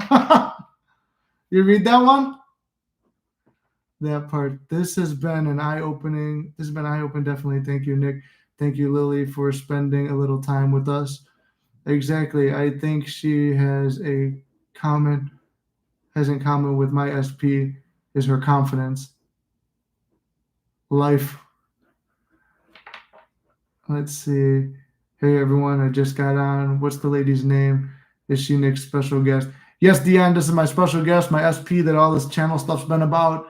You know, we have reconnected recently, and yeah, so she wanted to come on alive, which here, this is a success story too. I used to think about bringing her on alive all the time, but we were out drinking and we went to the movies, and she randomly said while we're waiting for our drinks, she told me that she goes, I think it might be good for the people on your channel if they see my point of view. Because I've been trying to explain manifesting to her, and you guys see it's like, I'm not going to try and change her beliefs. I'm not going to try and change anyone's beliefs or religion. And I'm not trying to make I'm just continuing the point where I said, I'm not trying to make a religion out of this, and I'm not trying to change your beliefs. I'm not trying to change anyone's beliefs. I'm just saying, whether it's religion or not, whatever you assume to be, what's his name in here? Oh, thank you. Oliver? Yeah, there he is.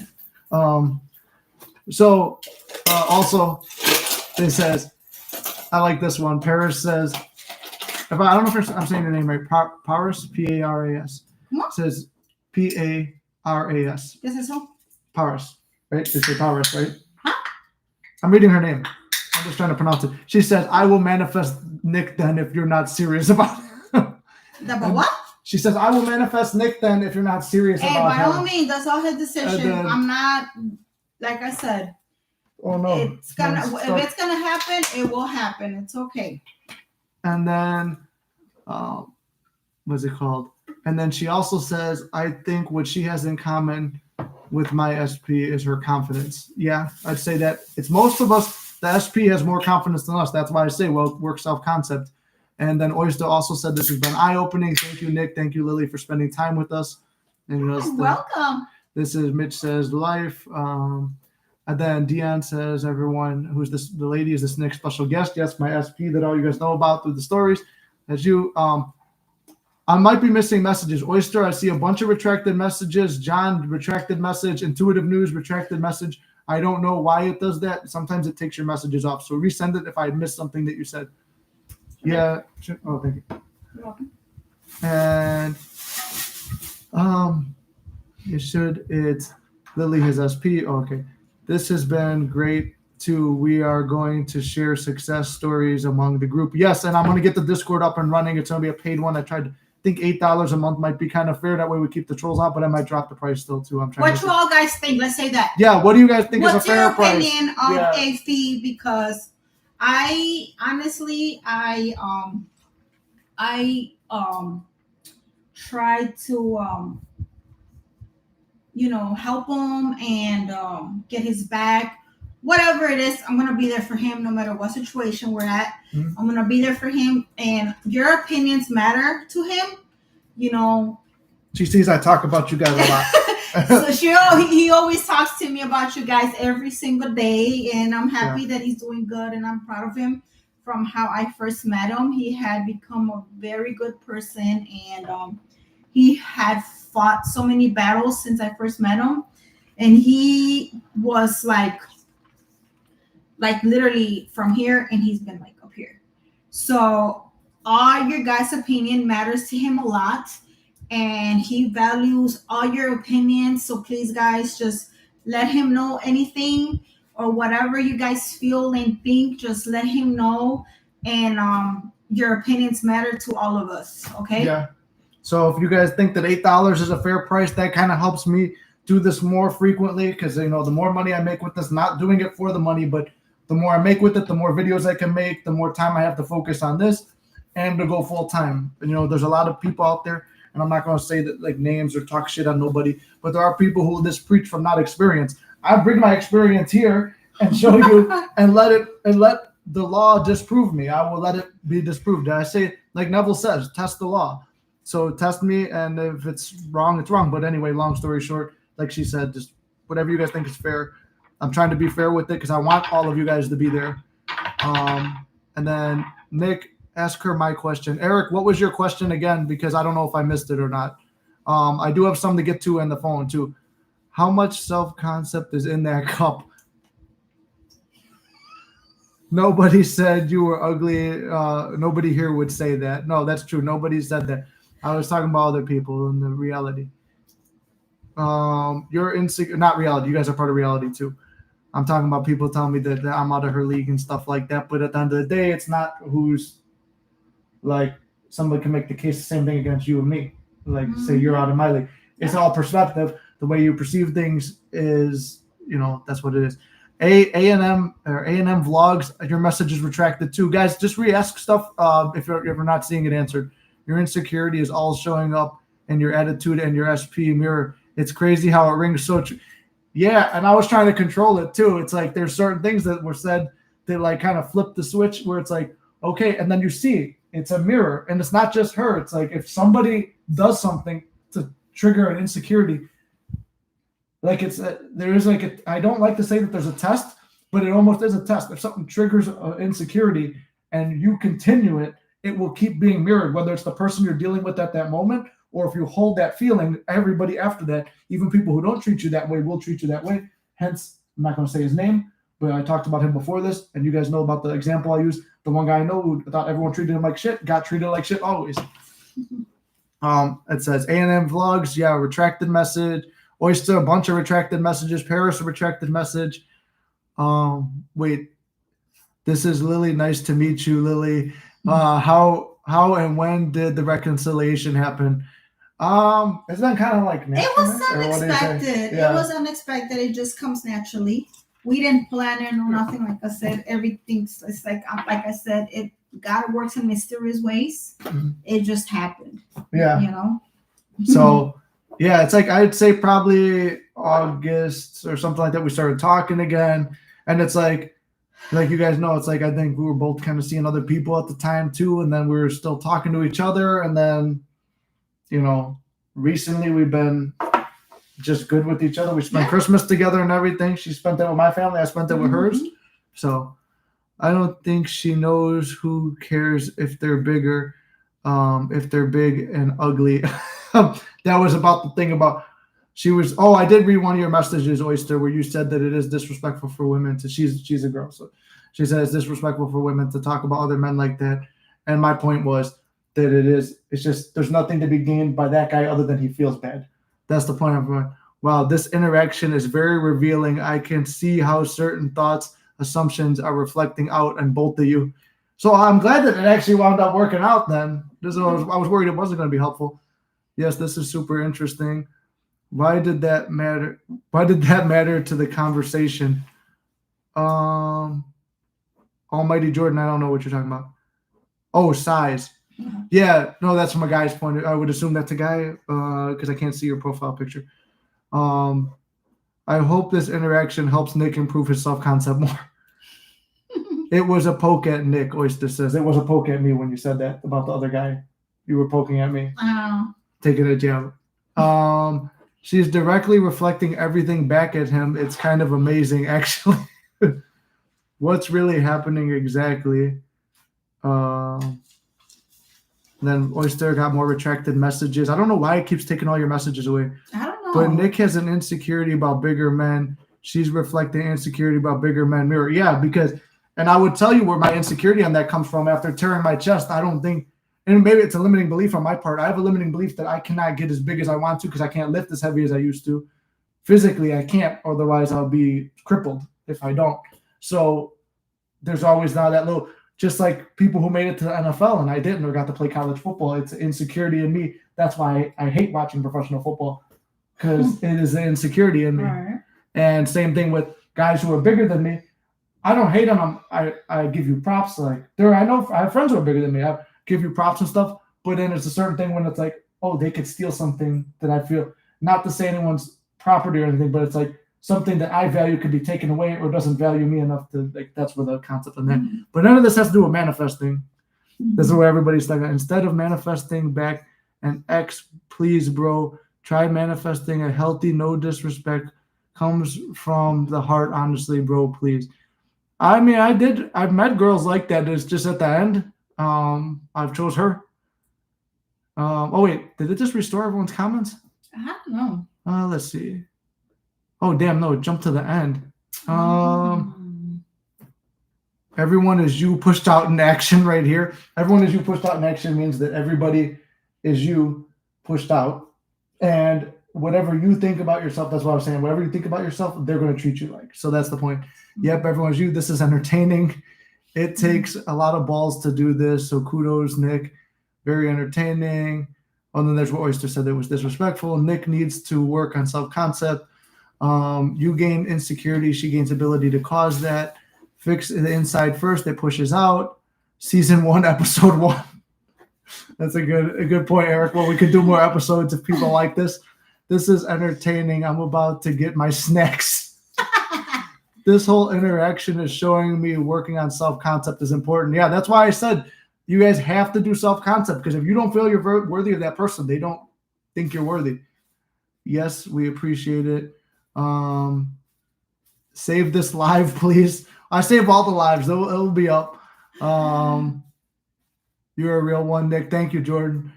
Lily, how much concept is in there? Oh, we read that one already. Preach. even more interesting because she's not manifesting a person. Yeah. Well, she wasn't. Yeah, she's not looking to manifest anybody. I mean, because she got me, so why would she want to? There's my self concept. This is super real.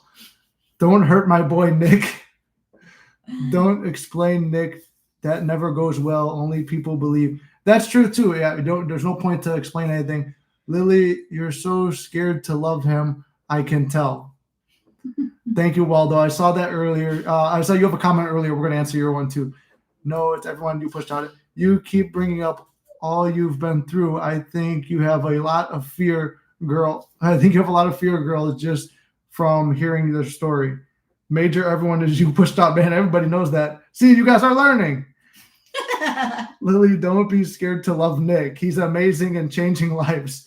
You both. See, the thing about a lot of people, and especially nowadays, how this world is so fucked up. It's hard to love someone because these people in this world are so fucked up that. Tell me about it. Yeah, I mean, it's hard to kind of like love someone, especially if you experience a lot of things that it's hard to like love someone again. It's hard because you've been through so many experiences, the same experiences, and it's hard to believe on someone. It's hard to like, no matter how much they show you, how they are, no matter how much they show you the feelings, no matter how much they show you how to love or, to love you, whatever, no matter, it's hard to fall in love again. And I guess that's where that's how I feel. It's hard for me to love because I have been through a lot of relationships that I loved and I helped that other person and everything. And, I mean, yes, you guys are right. I'm scared to love because of the experiences I've been through, and I get it. And for me to fall in love again, it's going to take me some time. A lot. Here's where my assertion comes in, where I would always argue and try to force things. And this is not me trying to force it to anybody either. This is my assertion too, because don't go tell your SPs this either, because it ain't going to make a difference. Like, as we know, anything discussed about is not going to happen. But I will say this. In your own personal reality, being afraid to love is a limiting belief. So like me, I could keep saying like, oh, I don't want to have Lily around. Every time we almost could get back together, I would always keep you at a distance, but you saw I always pulled you in close because that's me walking in faith. Walking in faith is I don't give a shit how many times I'm going to get hurt if I feel it's a good enough cause, because I logically recognize it's a good cause. I'm going to risk the pain that comes with it. So believing that it's going to take a long time to fall in love again is your limiting belief. So it will always take a long time. So just like I teach everybody, if you want something, you're always going to want it. So God will always keep it just over here so you want it, but you never have it. Until you say, I have, ask in prayer as though you have already received. So I have Lily in a relationship with me, if that's what I was desiring. And I kept saying it, visualizing it as I go to sleep. Look what happened when I did. We were in a relationship. Mm-hmm. So whatever you ask for in prayer and believe, it's just a limiting belief. I don't believe in any limitations or fears or anything anymore. I still have them. I still have fears and insecurities. And I think that's something we're always going to have. It's always going to pop up. And that's, in your Christian terms, that's the devil. But the devil lives within you just like God lives within you. Mm-hmm. You give the devil power or you give God power. When you feed your insecurities and fears, you're feeding the devil. When you feed your positive, your love, and your trust, that's feeding God. Mm-hmm. So it's like it's your choice on what you want to do. But it's hard though. It is hard because sometimes, like I said, sometimes other stuff come first before you. Well, I get that too. Yeah. I mean, like we said before, like for me, my first priority, is my kids. I having, little issues here with my kids in there. So my first thing is just my focus are on my kids. Yeah, and I would never try to manifest that shit different or nothing. Yeah, and he knows that. So I guess that's probably one of the things that it's hard for me to focus on, like relationship or love or whatever, because like I said, everybody's going through so many different things, but me, myself, and my first priority is my kids. like I said, I'm going through some issues with my kids, and my first, like he says, manifesting. There you go. She's learning. On my kids. Yeah. And she had success with it too. And I mean, I've been doing really good. Yeah. In my own way. Yeah. And my first thing are my kids. Mm-hmm. And then he comes, last. Oh, I thought you were going to say next. What the fuck? No. Last, because at the end of the day, I'm sure, like I said, everybody who has kids or grandkids, the priority are the kids. And that's what I've told people too who get, I don't know if any of you are here who I've worked with before. This is why I would never try to change the situation too. Like, I will manifest and visualize on the behalf for her situation. Like, I don't want to go into details or specifics on it, but I will manifest on behalf for that situation, visualize, do everything I can, which I've done. But at the same time, what do you call it? There are some of you, like, this is where self-concept comes in. Like, yes, we all see she has a very high self-concept and high opinion of herself, not in a bad way, but a positive way. But it could be intimidating to people who have low self-concept. And at the same time, like I said, I would never try to manifest the change in that situation for my benefit, for her to choose me over that. One, because I don't believe that would be possible, especially even with a high self-concept. Two, it's not morally right. I always teach to manifest out of morals too. Like, yes, you can have anything. Neville even talks about it. Like, somebody asked him to manifest somebody to be dead. He would never manifest that. Like, don't, use this power for good, not for bad. It's the power of, in your term, power of prayer. So, at the same time, you want to visualize the best for, I lost my train of thought. Anyway, yeah, you get it. I mean, we've been having a really good conversation, trying to answer everybody's questions, and so. Yeah, I think so too. It says, you both need to feel more safe together. I feel like this convo will really help you guys. I think so too. I mean, it kind of helps. I mean, it's crazy because we have so many conversations about so many different things. Yeah, this is like the one time where it's like, I think, oh, Inked, what's up, Inked? I just saw your thing. Inked is my friend from Florida. I've told you about her before. I told her about, now I don't tell any like personal situations from anybody, but at the same time, I do talk about all you guys a lot, so she knows that. Mm-hmm. And then Inked, everybody's excited to see Inked. It's been a while since we got to see you. I'm glad you're able to make it in. I'm proud of you and how well you're doing with your channel. I was just thinking the exact same thing as you. Meaning to think about, this is good for both of us. They are growing together. It's cool to see. I learned from this experience. I'm glad. I was worried nobody was going to learn. I'm like, I don't know. Like, people have requested this, but I didn't know it would actually help.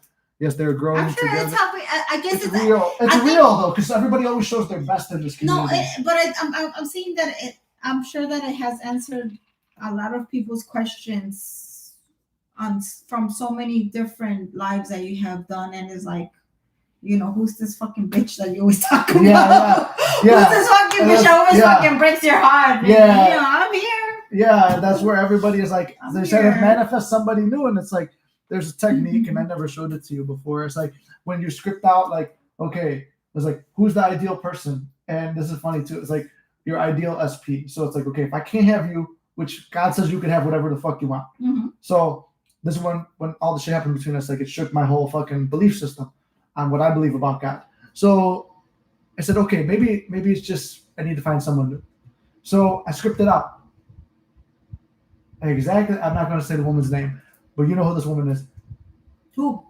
You have told me from so many different women you've been with. See, I'm not the only one who fucks around. He fucks around too. So don't fucking judge me. So the one who, the first one in January. Went back.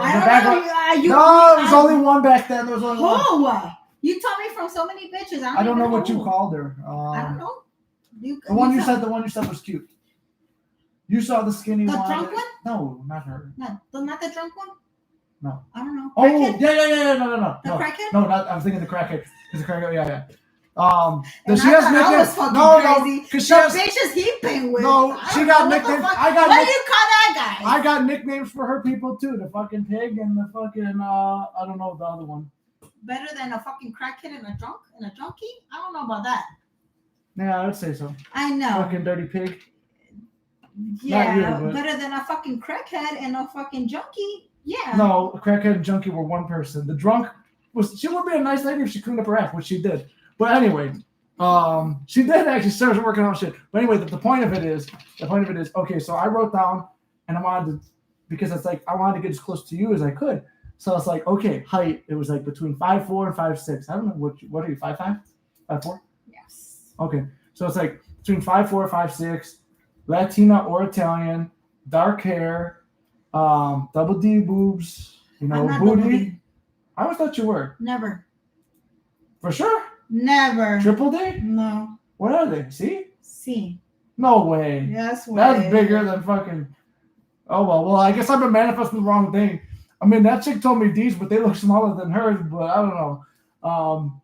Anyway, point is, so I write down this exact woman, and then, like, I wasn't sure if this method worked. This, once again, proves whatever you believe to be true or whatever you walk in faith with happens. So anyway, I get her back to my place and shit, and, like, we're sitting down, walking around and shit. Back to here? Because we're in your place. Yeah, we are in my place. Yeah, this is this place. Yeah, we're back here. Yeah, we're here at this place. Back here. Yeah, we're here at this place. So anyway, we're sitting over there in that room, and then I said, which room? That one or that one? That one over there. I had a shitty bed. The living room. Yeah, in the front room over there. So I said, like I said, I want shit. Look at shit. Yeah, so I was in the front room over there, right? And she said something about, because Ink made a joke on the chat. She said, or maybe get a girl with red hair. So I put, or maybe red hair. So the chick I meet, she told me she had D's. So D's, but a fat ass booty, like she was 5'4", 5'5", whatever, dark hair. She was Latina, but looked Italian, sounded Italian. She had like all the qualities, but I just didn't manifest the like minus alcohol part. But so like she had everything I wrote down on the list. Cool personality, got my sense of humor, blah, blah, blah, into all the same shit as me, right? And then she goes, I have like reddish hair naturally. And I said, holy shit, that made me click what Ink said. And I pulled out the thing. I said, this is the woman I fucking wrote down. Mm-hmm. And there was another one I said, the chick over 45. This chick I said over 40. She was 42. So then another time I said over 40, can't have kids, whatever, blah, blah, blah. Mm-hmm. All the same shit that I liked about you. And it was like, that was a chick from the gym, the blonde chick. But nothing ever happened between us. The older lady, the lady was like almost 60. Oh. Yeah. No, her body's fucking banging though. No, I know. But like nothing ever happened between us. Don't get me wrong, but yeah, nothing ever happened. I know fucking like no model and shit, but her face was fucked up though. She's 60. Leave her alone. She had a good. Don't get me wrong. No, I know. I'm honest with you guys. If I was 60, I would have her body. Yeah. Her face, ay Dios mío, parecía la llorona. Un burro de cabeza. Somebody will understand. No. But yeah, no. Una cabeza, una cara de burro. I don't know how we got caught up on my other shit. Anyway, they're growing together. Yes, we are growing together. We are definitely. We still are. We're trying. Waldo says Lily is so cute and spicy. And then I'm Latina. What do you expect? And then Jordan put the jalapeno in the fire. Don't forget the tahini. Valentina. Yeah. Is this live right now? Yes, Little Mixer. We are live right now. We tell Nick the truth. He's always been a good person. Thank you, Oyster. Yes, he's always been really good. I'm never gonna lie about that. Nick is the best. Yes, Nick is a good man. Hold on, we jumped to the bottom. Other than his little issues, but he's okay. He's good. Yeah, see, look at this. My self-concept's under attack. Help. We appreciate it. I'm so happy that all these people are like so excited about all this. No. I'm happy. I told you. That's why I talk about them all the time. I have a feeling that not because I'm here with but I feel like this is one of the good live streams that you had. No, it is. The last one that was big was with Tone, and then another one was with Second Man. And those were like probably the two biggest lives we've had. And then we had another one that was random. Like we all just had a really good chat in that one, and that one took off too. So like, okay, cool. Says I think some of us want to share stuff and just the group too. Yeah, I think the group would be good too for that. So I want to set that up, and I'm working on it. I just need to. I think I'm going to hire someone to help me with it because it's very hard for me. Wait, how and when did the reconciliation? Oh, we talked about that one already. Yeah, it just kind of happened. You answered if you guys feel like if you guys have questions for me, let me know. And if you guys wanna like email me, I have an Instagram, I have Snapchat, I have TikTok, whatever. If you have other questions to me, it's okay. You guys could message me. I'll have Nick give you the information.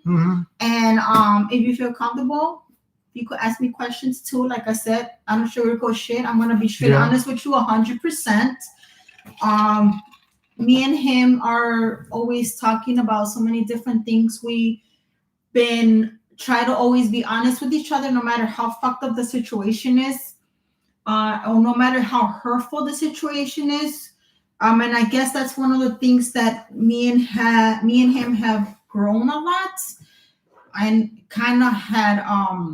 I feel that that's one of the things that keeps us really close together, because we are so honest each other, no matter how the situation is, no matter what it is, how it is, what it is. I think that's probably one of the reasons that me and him had been like this on and off for 3 years. And I feel that it's gonna keep on going, and I have a feeling that it's gonna have a good future for us, because Manifest. since I first have met him, from how he was in a fucking deep ass hole. And this you is guys like know I that said, story. They know that story. no, but it's like I said, this is where this is what I'm talking about me believing in someone, because I had helped so many people in my life that have been in a deep hole, that it's hard for me to trust on people, because it's like I said, and I had told Nick about it. It's like, I don't know. I mean, maybe I'm getting confused about manifesting, or God giving me signs, or God bringing me people, or sending me people to help them or something. I don't know. There's a sim, there's a difference, but because like me and Nick have been talking about it about so many times, because it's not something you just jump into. This will shock you if you just jump into it. It happens because I have met people that have been in so many troubles, and they had got back to me and appreciating me, because I have tried to motivate people, give them positive energy. Like, for example, I'm going to give you an example. I met someone like maybe 2 years ago or so. That was one of Nick's and I's breakups, or whatever you call it, issues.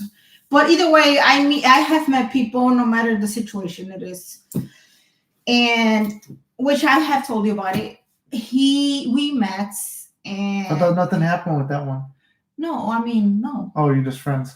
It's like it just happens. I meet people out of nowhere. There's an insecurity too. It's very crazy, because I'm actually dealing with something with my coworker, which he knows about it. Yeah. But it's like, I feel that God has sent me people to help somehow.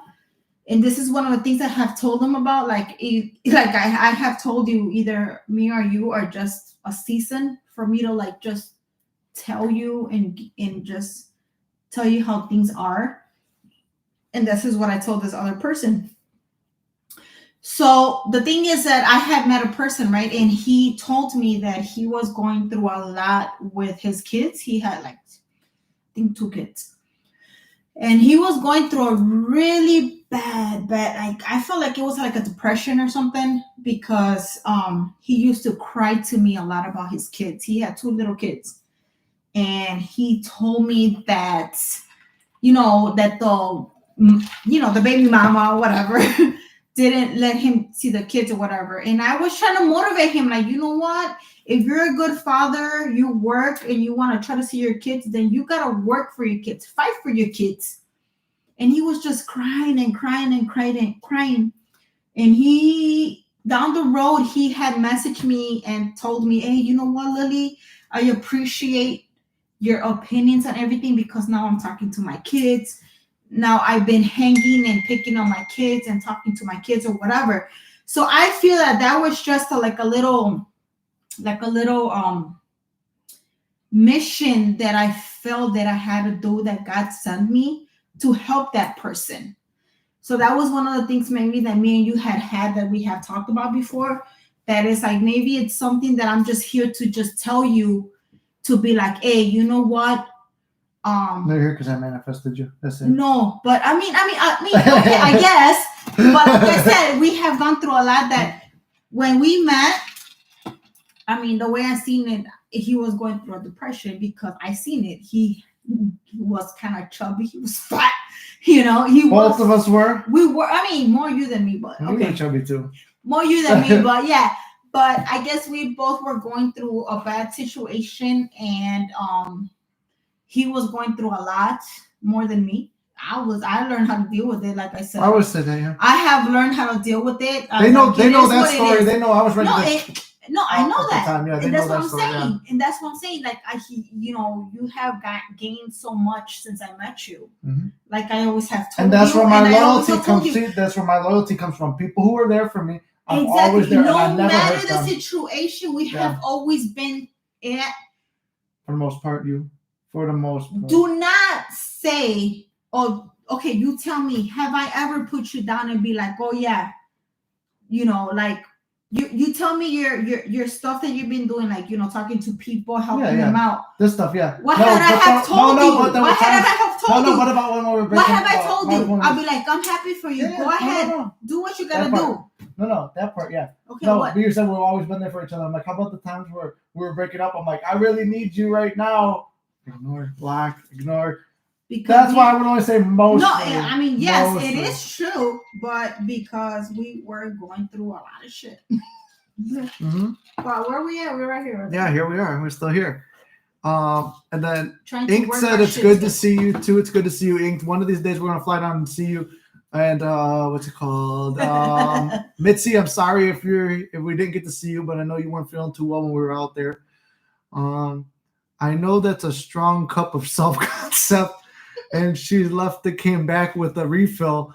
Oh my God, I should drink a gallon of that stuff. Pass me a cup quickly. I'm manifesting sobriety. I don't know if that one's a joke or serious, Oyster, but if it's serious, then you will have it. Lily, when did you start thinking of Nick? How did you feel when you were thinking of him? So you already said you would think about me when we were apart. What were your feelings about it? We were like, I know you were fucking around with other people because our first few breakups, I didn't fuck with nobody. I didn't even jerk off. The way you treated me. Yeah? Yes. That was what you I love the experience we had. I love the way we explored a lot of things together. Food, places, even the simplest things. I like fucking with each other, fucking around. The what? The sitting around, fucking around with each other. Not sex, but like just fucking around, joking with each other. Just talking shit. Yeah. I feel like part of a relation, no matter what we do, even if we just watch TV or watch a movie, just spending some time. I think that's what mattered. Yeah. No matter what it is, like me, like I said, I'm old and I'll be like, all right, I just want to stay home and just be lazy and And that's where I kind of related with the older. I'm just fucking lazy. I'm like, I need to go. I'm so tired. Yeah. I had my little party experience in life from like 22 to 24. Then I met you around 24. It was like I was kind of over the partying already at that point. I never got into it like everyone else. This has been my passion: helping people, fitness, comedy, acting. Those are always my passions. And I never wanted to be a father because of that reason, because I said I'm more in love with my passions than I would be with kids. So that's why I never wanted kids. I said, oh, she's perfect for that. It's like, and when I first met you, I'm like, oh, she's perfect. She don't care if I fuck around. Like if I get some hoes or if I'm with her, like when I first met, I was cool with it. But then then I caught feelings. What else do you want? Then I caught feelings. And then I caught feelings, and it's like nobody else could touch this. This is mine. Nobody else touch it. They know that like this is where I can incorporate my comedy with it. Yes, sir. The heart wants what the heart wants. It's true. It does. That is true. I'm manifesting an SP from thin air. What is the number one technique I should focus on from your experience? What works best? Living in the end. I mean, I am manifesting SP from thin air. Thank you. So Jordan, when I did that in the past, the SP from thin air, literally my technique that I've done to do it is I wrote down what she would have and things like that. And because I still was desiring her technically at the same time, I would just write it down and forget it. And every one of those thin air SPs had an attribute that she had. I would always pray to God. For what? For whatever I wanted. Sure, I will pray to God because, like I said, I'm having issues with my boys. One of them is back. I pray to God every single day for all my kids, my kids and my granddaughter, and it has worked. Yeah, and that's why. Why did it work? Because I prayed to them. I pray to God that He will come back. And you believe. And He has come what? back. Starts with a B. What and why? Why? You believe. Of course I believe. I have believed, I hope, and faith. So, and then that. And I pray every night. Believe is, and what What did I do every night? I visualized for you. Same thing. Prayer and manifesting are the same thing. It's just one goes through a church, one doesn't. We don't do a church because most of us have had bad experiences with churches or have just kind of, yeah. So that's why we interpret the Bible to the own way, because whatever you believe to be true, to me, whatever you pray to, whatever you believe, for me, what it works everyone is, comes from all different backgrounds here. For me, what it works is like, I don't need to go to church. I don't need to read the Bible. You don't, no. By all means. Nope. With due respect, I don't need to read the Bible. I don't need to go to church. The only thing I gotta do is just pray to God and have a good conversation with God that, appreciate what I have and what He had blessed me, and be thankful. Gratitude. See, this is tell me. And it has worked. No. And it's worked, and I'm so glad and blessed because it got me closer to how I am right now. Yeah, and it did. And it changed a lot, though. It changed a lot between us too, because it did. And remember, I was visualizing she'd be a better version, but it took her doing that to get to there. It took a lot of things, a lot of different changes. Yeah, and this is what I said: the bad things happen before the good things. But that's how you learn, though. You learn from the bad. Yeah. So when you experience, you learn, and you learn from it. Yeah. So no, that's where we agree. And tell me, because you don't know much about manifesting, but tell me everything she just described about prayer. No, I don't know nothing about manifesting, but I do know about God, though. Yeah, but no. Watch this. Everything you just described about God, tell me, what did she use? What techniques? Gratitude, visualizing, inner conversation, every technique of manifesting you used, but you used it through God. Same thing. God, because God lives here. God lives here and here. That's where He lives. Where was Jesus buried? Golgotha. Golgotha, according to Neville, I don't know this because I never looked it up, but according to Neville, it says Golgotha translates to skull of man. If Jesus is buried in the skull of man, that means we're all like Jesus. Jesus said, "I am the way." What does that mean? Be like me. So we could all perform miracles. And look, I performed a miracle because I brought this sinner to me. So anyway, for manifesting a SP out of thin air, when I did it, it was like I just wrote down their attributes: physical, personality, blah, blah, blah, whatever. And I would always incorporate something like this, the streak in the hair. Like I put that down. And then I met a girl with a streak in the hair. And so all these different things would happen. But I would just write it there because I still wanted her. So it was hard for me to do that. But the only other technique I would say besides writing down the attributes, try to see them. You don't have to see their face perfectly, but as you fall asleep, same technique. I would fall asleep as if she was in bed with me. And sure enough, she'll be in my bed in a little bit. Or you go sleep on the couch. So then, what's it called? So then you would just visualize that person. You don't have to see their face clearly. It could be blurry, whatever. But the feeling of that woman's body, or I would say Jordan could be a guy or girl's name, but I think you're a guy. I don't know. I don't know. It could be. I don't know. But whatever it is, I would picture spooning with her, and I would feel that I might be laying straight like this, facing the ceiling, but in my mind's eye, I'm turned on the side, feeling, and you can feel the pressure of the ass cheeks right here. You feel her back, and on this, I make it funny so it sticks in your head. And that's what I would do. So you would just do that with this person that you're visualizing. Write down what you want. Okay, Oyster's breaking it down. Almighty, I just manifested one. I repeated this affirmation. I am with the perfect man now. He shows up out of the blue. Yeah, I know that, Ink. You were telling me about that. Ink has had a lot of success. I think we told the story too about your daughter's wedding too, Ink. I was telling her that story because it kind of relates to because that's one of my favorite. Ink does some of my favorite success stories. Yeah, one of his favorites. Yeah, I do tell that one because that one relates a lot to what she's going through, and it needs her. Nick, you can't heal a heart you didn't break. That's true. I can't heal her heart I didn't break. True. Dion, your message got deleted. Waldo, yours got deleted. Inked, how many qualities did you write down? What did you affirm? Okay, that's the question for Inked. I made this list. She did the same thing as me. I just repeated it now. Okay. I didn't repeat that much. Showed up. Perfect. So now I just wait and affirm and visualize. Yes, affirm, visualize, feel it. That's all. Tell Almighty just shows up. Okay. How many? I'm going to get to the questions of the other one in a second because I think we're almost finished with these one. Damn. That's a lot of questions, huh? Yeah, I'm trying to go through them all as quick as I can because I can't be here all night. I know. I'll just because we'll have to come back again if she wants to come back. I manifested What did you manifest? Who's that? Oyster manifested erectile dysfunction in her SP when we were in separation. It worked. so that way he couldn't get hard for no other bitch. Okay, can you explain that for me? Because I'm all over the place with that one. Erectile dysfunction means his dick don't work. Ay, Dios mío. So his dick didn't work unless he was with her. That's what you went through. I went through that too. Did you tell them about that? No, but now they know. Well, my dick didn't work unless it was exactly. with her. You need to tell him about that.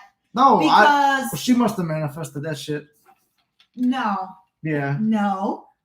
No, because I have told you. No, because you can't manifest. You can't manifest nothing in my reality. Only I can. So, no. Okay, so you tell your experience on that one because them bitches sounds very similar. Stop. The bitches got it working anyway, and it finished the job later. But it took a lot more work. It took a lot of work, right? It took a lot of. It took a lot of cabeza. Yeah, it took a lot of cabeza to get it working, but it did. I didn't remember, but probably 2030. You like my Spanish? Cabeza means head. Wait, some concept is through the roof. What the fuck is in that cup? Stop being stingy. Give me that cup. Your subconscious knows what you really want. It helps them repeat saying affirmations. Did he fit everything? Okay, that's a question for Ink. Had a whole gym session while watching this live. I can't watch a gym session without watching the Punisher tribute videos. Nick manifested what he wanted in spite of, and then whatever message you said next got deleted. Almighty Jordan sent the Easter Island head. Thank you. I forgot. I made a list. Okay, 3 months ago. Yeah, Deanne, you always wanted to do the list, and now I'm hoping it's working out. When you visualized your scenes, how long did you loop them? I did 10-second loops of just her saying, like, I missed you so much and this and that. And literally the night we got back together, that's what she was saying.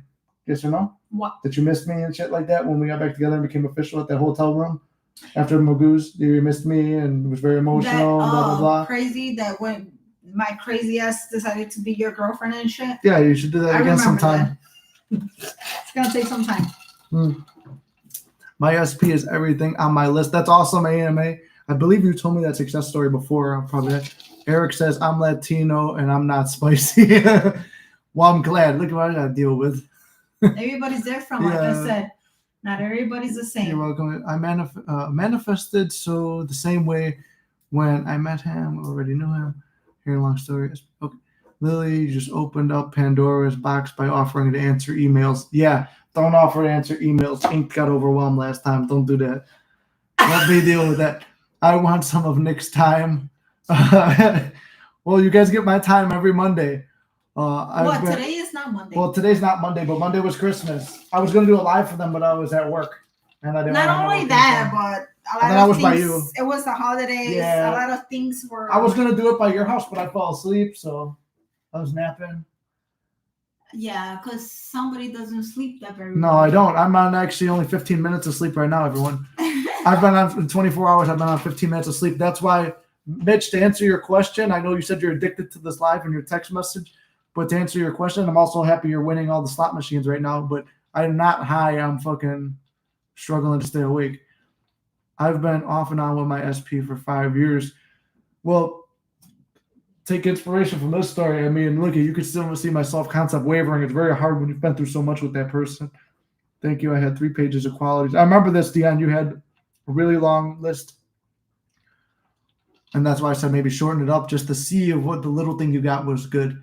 Well, that's great. You know, I want to keep up.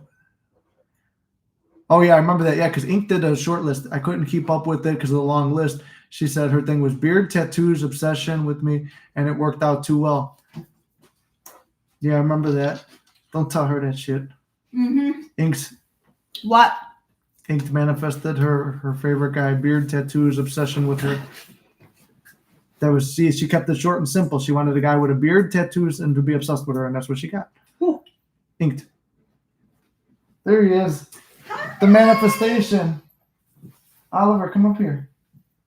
Okay. There you go. Bring him up. This is Oliver. Here's a quick manifestation success story. He's gonna get his whole video though. This was my grandma's cat. She passed away 1.5 years ago. He was with an unfit owner in the meantime, but he was supposed to be with me. And then I reached out and I said, "Can I have the cat? You know, I'm willing to pay for him. All this stuff." No. It was rejected. I wasn't gonna get him. So I was very disappointed. But I said, you know what? Time to turn to the law. Like Neville said, when the world rejects you, the only thing you have is to turn within and believe in what you want and visualize it. So I started feeling how it was for him, not just any black cat to walk around, because I got her a black cat for Christmas. So Spike lives with her. It's a twin. Yeah, and he looks just like him. So I could have been a black cat walking around the house, but I wanted this specific cat. So I felt, how would it be to have the cat that my grandma had? Like, tried to remember what his face looked like, and like his chubbiness and like his little goofy mannerisms. And next thing you know, a week and a half later, what's my affirmation? I'm no more than 2 weeks away from a miracle. Most powerful affirmation, no more than 2 weeks away from a miracle. Yeah. He was the miracle, but it could be anything. What happened in the meantime? Me and her got closer. I got closer with my family, especially because of him. Like, it made me closer with my family. So I feel like I got closer to his family. And you did get closer to my family too. And it's been in the 3 years I have only met him maybe like twice. Mm-hmm. Twice or 3 times. Two They times. love me. Yeah. Even his My brother. Your fucking cranky dad. Yeah. Dad, I think he loves me now. I mean, I'm not saying he loves me, but like I gotta fight my dad he now. has paid attention to me. He did listen to you. He did. Yeah. He actually put his phone down and he actually looked at me and he actually paid attention, which I'm very happy about that. If you don't know my dad, he doesn't like to look that's at parties. At parties, he doesn't. This is one of the missions that I had that I'm not gonna lie to you guys. It was a big breakdown for me. Sorry, Ink said her python's trying to escape. I said, yeah, if she keeps sitting over here looking like that, mine's trying to escape too. Look like what? My python. Just looking like you. If you keep looking like this, my python's gonna escape too. I don't know how I just saw her quote. Somebody always to put hilarious. But anyways, and the thing is that what mattered to me that in the 3 years that I've been with Nick, and the crazy part is like I only met your dad twice You met in my the mom 3 twice, years. yeah. You met both of them twice. They know the story behind you met them too. I had got a breakthrough his father, which is insane. So the thing is that he was from being on his phone through like just dropping his phone and having a conversation with me was a breakthrough. It was insane. My dad doesn't talk to people at parties. Your mom was not as much. Your mom, I felt it, and I felt it since I first met her. But your dad, he was a tough cookie, and that day I think I got to him. That's how. Yeah, my dad doesn't deal with people at parties. Enough for him to just drop his phone to just looking at me and just staring at me to what we were talking about and what I was telling him. It was like, what the fuck? Yeah. Yeah. We'll have to do a video too, because I know we're not going to get to the other questions because it looks like people are getting off and signing off. So let me read through the rest of these. 6 quality. Okay, we've seen that. Just read those occasionally. Yep. There we go. That's good. By the way, yes, I'm a guy. Okay, that's what I thought, Jordan. That's okay. Wait, getting interesting again. Now I got to go get some more snacks. I think I need popcorn now. Yeah, we do have popcorn here. That's my healthy snack. I should get popcorn. Yeah, because we've been having a really good conversation since we started this stream. We have, see? And a lot of people are very interested in it because I'm sure that a lot of people have so many questions and want answers to it because our relationship is so fucked up. Well, because also it's not fucked up. Negative affirmation. I don't even joke negatively about nothing. It's just been a lot of things that we have been through that a lot of people is like, how the fuck are they still together? And then, like you guys always tell me, it's a form of inspiration because you're like, oh, what about these circumstances or these circumstances? I've been through every circumstance with this motherfucker right here. But you know what? And I'm glad. And I mean, if you guys have more questions that you might be confused or just want to know about, just ask us and we'll try to have an answer. We could do a video, maybe a video where we answer all the questions and then do another live where we answer them live. It's hard to do both. Was that where you were headed with it? No, I mean, that's fine. We're already trying to answer all the questions that they have. Yeah, because there's more on the phone too. I aren't even here. I see that. It's almost 1:30 a.m. here. I got work. Love you, Nick. Talk to you soon. Love you too, Ink. Good luck with work. You didn't have to stay up this late, but I appreciate you. Watch her, Nick. I think she's going. She's got another refill. No, she's out of refills. I only bought a few because I knew that this might happen. One of us or both of us, because I was nervous today. Quickly manifest me that cup Lily's drinking. This is hilarious. God bless you. Good night. See you in the next live for sure. You're going places, man. Thank you, Jordan. I love you, brother. Thanks for tuning in. Good night to you. Look at them looking like a married couple taking down memory lane. But that's wonderful. You know what's more wonderful is Lily gives me what she that down cup. Sid says the python. Oh wait. Sid, they say the pythons. What are they drinking? No, I'm talking about the python. Inked randomly said the python. I'm just curious about what we're drinking. Yeah, no, just because they didn't see a thing. The thing is that as far as I'm trying to understand, but as far as we cannot name what we're drinking, I guess. Yeah. Sometimes it's hit or miss. I guess adult drinks. The policy or whatever. Because YouTube will sometimes ding me. They ding me last time I had an alcoholic coverage. Ban him or something. They might even because this, you guys know, this is every Monday we do one of these, but they've dinged me a couple times on those. So it's just YouTube's got weird stuff. But if you want to send Nick a private message, he'll let you know what we're drinking. Yeah. Yeah. You guys know about that, and then if you guys want, we know we have. I guess we'll re-up our Nick and Lily channel then if we're getting along again. Yes. They knew about that one guys before. Feel good and confident and want me to come back, I'll try, because I'm very iffy about this stuff. I'm surprised you even showed up. I'm surprised you went to see my family. I'm actually surprised about myself too. Yeah. So that means something. Well, here's a manifestation. That means another step that it's good, right, guys? It does mean good. It's good because it's also, good, right? Yeah. When you went to go pee-pee, I was telling them, I used to. Here's why God don't play no games. When you visualize, say, affirm, do whatever technique repetitively, it becomes true. So just to feel good, I would picture there's this dream I have. It's called the Manifestation Project, where it's like, Arnold has the Arnold Sports Festival with all the fitness influencers all in one place. This would be all the manifesting teachers and positive influence people all in one location, all just meeting everybody and hanging out and stuff like that. So I would picture myself at this event that doesn't exist that I'm going to create with you there. And then us doing videos together and our vlog taking off and all this stuff and just abundance with money where me and you could just hang out. You don't have to worry about your family because you paid for all their shit because of the stuff we made. And I paid for all my family shit. And then me and you just go off on adventures. So that's what I was visualizing. And part of it, the little visualization I would stick to would be us doing a video together. But I never thought it would happen because I'm I'm never going to bring it up to her. And maybe I mentioned it once or twice in passing to you, but I would never actually try to get you to do it. And when we were at the movie theater, you randomly said to me while we were hitting order drinks, I was thinking it might be good for the channel and everybody on there and you care about them and stuff, that what if I came on your channel? And I said, holy shit, that's what I was manifesting. So then she did it. Great live, Nick. I love you, man. So glad I tuned in. Well, I'm glad you tuned in too, brother. I love you too. Thanks for tuning in. Let's see. Should we answer the other questions or should we sign off? No, we could keep on going. I'm still good. Okay. I'm energized. I'm good. So bring it on, people. Bring it on. We're good here. We're still good. Let me pull up the questions. I'm trying to help my man right here. All right, there we go. Look at that, her man. There you go. If you guys want me to come back or send me private messages, like I said, this is his channel. This is his thing.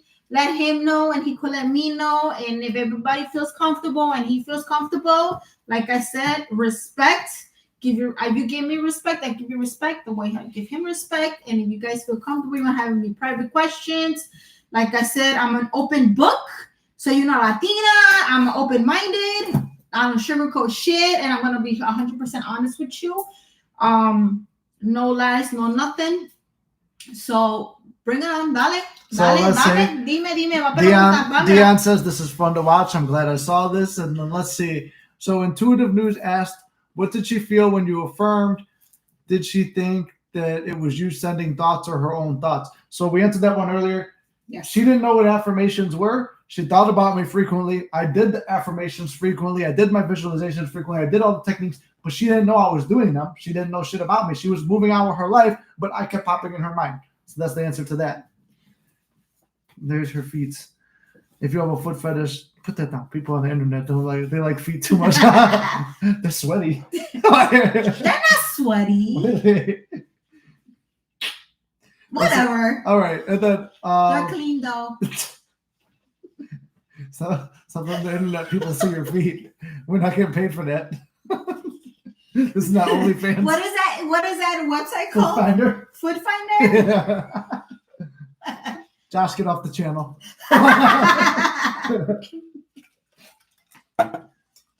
Let's see, Peter. Hold on 1 second. Hold on. This is hold on. No. It's trying to respond to discard. Okay, Peter. He said you've come.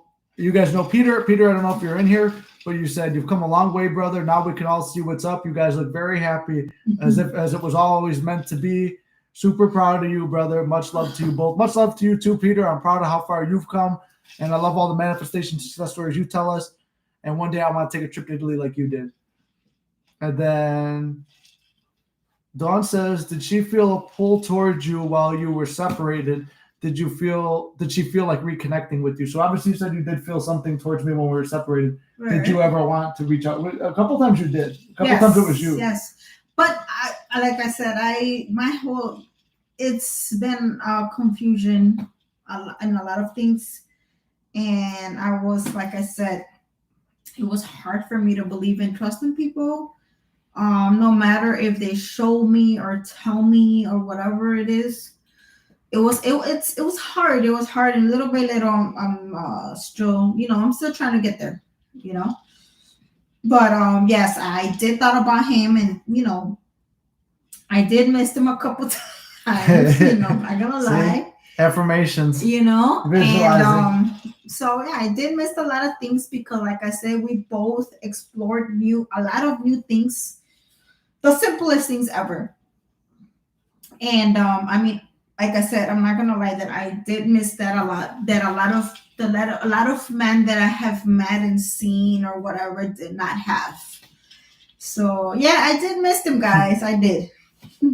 But like I said, we have met a lot of life. We have met a lot of people in our lives that we just like to just get to know people and see how they are. Just to make sure that affirm and confirm, She said affirm. I confirm. Look at that. We're manifesting right now. Yeah. That's what's in that cup, my affirmations. Confirm that what I wanted in my life. And I'm still trying to confirm a lot of things. And I'm still affirming your things. I'm affirming to see your things later. Dan says, is it selfish/wrong to manifest an SP who is already in a committed relationship where they seem happy? How do you get past the anger and frustration towards an SP that ghosted you? How do you think that 3D circumstances like long distance, no contact, third parties, etc.? Thank you so much for the interviews. This truly is a unique approach to this type of content. So Dan, this is more of a question for me, so I will take this one. It says, is it selfish/wrong to manifest an SP? This one could be both of us, but I don't think it's selfish and wrong because I think I treated you better than the other person would have ever treated you. Yeah, I don't know about that. Like I have told you so many times, I have had I have had so many people that have treated me the same as you. Okay, no. I'm saying in terms of like fun and happiness and lack of I have had that before. Lack of fighting. I had that before. Okay, either way, I don't feel bad about it. Fuck that guy. He wanted to fight me, so fuck him. I don't give a fuck. So at the end of the day, here's the 3D circumstances. He wanted to fight me. He could chupa mi pito. Fuck him. He could chupa mi pito. Chupa mi pito. Chupa mi pito. Chupa me hog. Pig can suck the hog too. It says, how do you get past anger and frustration towards the SP that ghosted you? I'm still mad at her. That's it. I'm just always mad at her constantly. I'm never not mad. No, the best way to get past it is, like I said, that the term from the Bible, which was, this will help me. Forgive them, they know not what they do. If everyone is you pushed out, and if we are all part of God, that means she's part of God, your SP is part of God, I'm part of God, you're part of God, we're all part of God. you had a belief that that was going to happen somewhere deep down, that you were going to get left, just like me, or ghosted, or whatever happened, and there were going to be circumstances, and it happened. And this is, person's not in the chat, but this is named Dan. So, Dan, this is for you. And yeah, to get past it is forgive them. They know not what they do. And it's not a coincidence, I don't think. There is a little bit of a destiny in life. My high school motto was act manfully in Christ. And Jesus said, I am the way, so be like Jesus. I'm using Christian terms because there's a nice Christian woman here. I try. Not fully Christian, but trying to. She got a lot of sins. She got a lot of sins to repent for. Yes, exactly. I'm trying to be there, little by little, but I feel confident about myself, and I believe that I've seen and experienced that God has sent me signs and people to try to help. So yes, so that's how I wound up forgiving her, was because of that.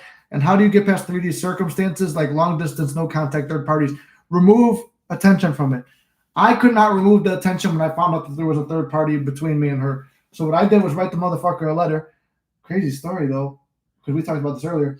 I wrote a letter. Funny thing is that we've both been through the same shit. So yeah, just saying, because I sometimes I feel like you try to throw all this shit at me. When no, I know, but I'm just saying, because it's on both of us, not only me. No, but I'm saying the question is, how did I overcome the circumstances? Okay, so that question is for you. Go ahead. This question is for me. Okay. So the circumstance is the 3D circumstances. Long distance. We didn't have long distance. No. So because we only lived a little while apart. Third parties I had. No contact I had. So no contact, she shut me out. There was nothing I could do or say or whatever, because if I wasn't blocked, she wouldn't answer either way. And then third party, meaning there was another person seeing her or fucking her or whatever. So it was both of us. No. Yeah. No, I'm not saying at this time. No, the time of the thing I'm going to answer, there was nobody. I had only the first few breakups. I didn't even jerk off. I said I'm saving the next one for you. That's why I came so quick. So that's something that they know too. I've told that story. So anyway, long distance, no contact. Okay, so third parties. If you cannot remove attention from the third party, let's quote Reverend Ike. Reverend Ike says, what you realize, you energize. So whatever you're putting attention to has to be in your reality. I couldn't remove attention from the guy that she was with. So what I did was I wrote him a letter. I said, and don't write it hatefully, be stern. So I wrote a letter. Hey, listen here, man. Like, that's my girl, whatever. Like, you can go get any bitch you want. Self-concept says I could get any bitch I want too, but I chose not to. So I said, you get any bitch you want. Go find a girl that gives you everything you want. What's your quote about him too? He got everything he ever wanted. So it's like, go find a girl, you give you everything you want. Maybe a family. This I didn't know who he is, what he looked like, nothing. Everything I listed, that's what that guy got. And I got this. No. But no, and then but after that, I did not give him any attention. I didn't think about him, nothing, because that was it. I removed it. I had to list it just so I could get it off my mind. Once you write that letter and burn it, that's the end of it. And I burned it into this, and I told her that story. Me and her bought this together, our Halloween together when we got back together. And as soon as I walked out, there was a fucking wind that took it and blew it towards her house. So it was almost like a sign. I don't know how did you figure that out. Because I know how to drive to your house, and I was at my parents' house, and you live like 2 miles away, and the wind blew that direction. Okay. Somebody said, "What? I'm so excited." Oh, this is Waldo. What? I'm so excited. Okay, so what's it like for her to be on and off? Wait. The what? What was it like for her to be on and off again? I think we kind of answered that. Her perspective, yeah, we answered that. Did she always know, even while seeing 3Ps, that she wanted? So even when you were fucking around with other people, did you know you wanted me? Oh, okay. Did you or no? I would assume with the one you were dating, no, but the other ones, maybe. That would be my only guess. But I'm not going to put my answers in your mouth. I'll put something else in there. Oh, my God.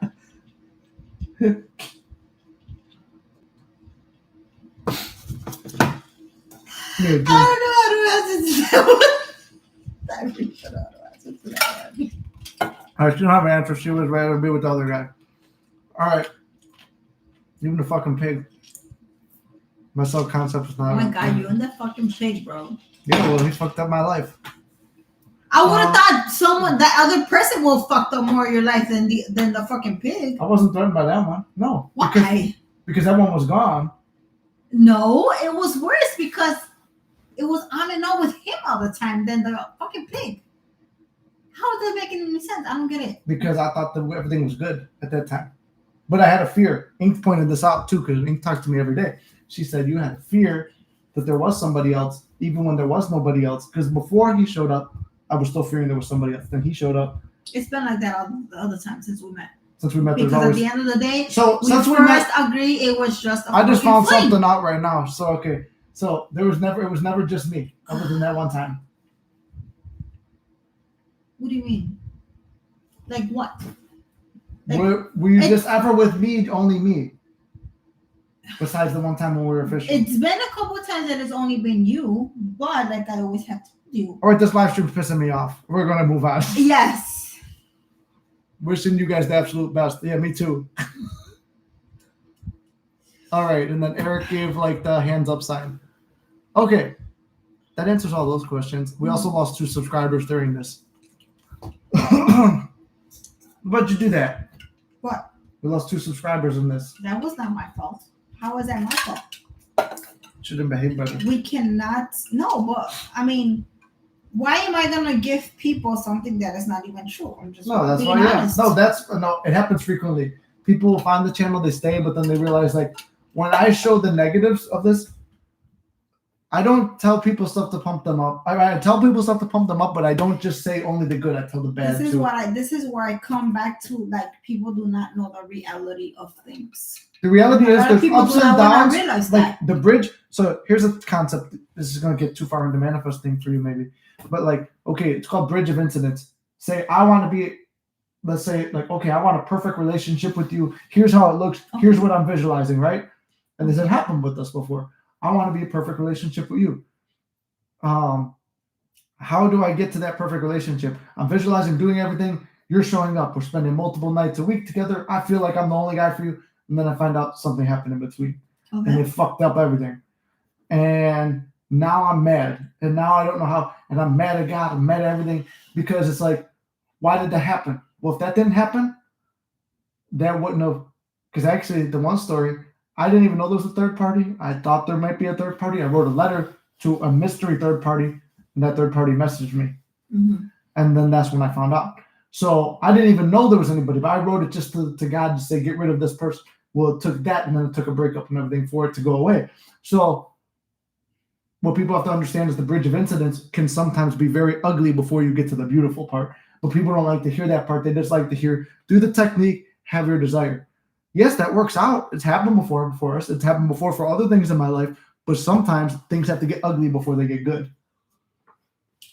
And that's my point on that. Okay. That was my answer to the question. Okay. She's checked out.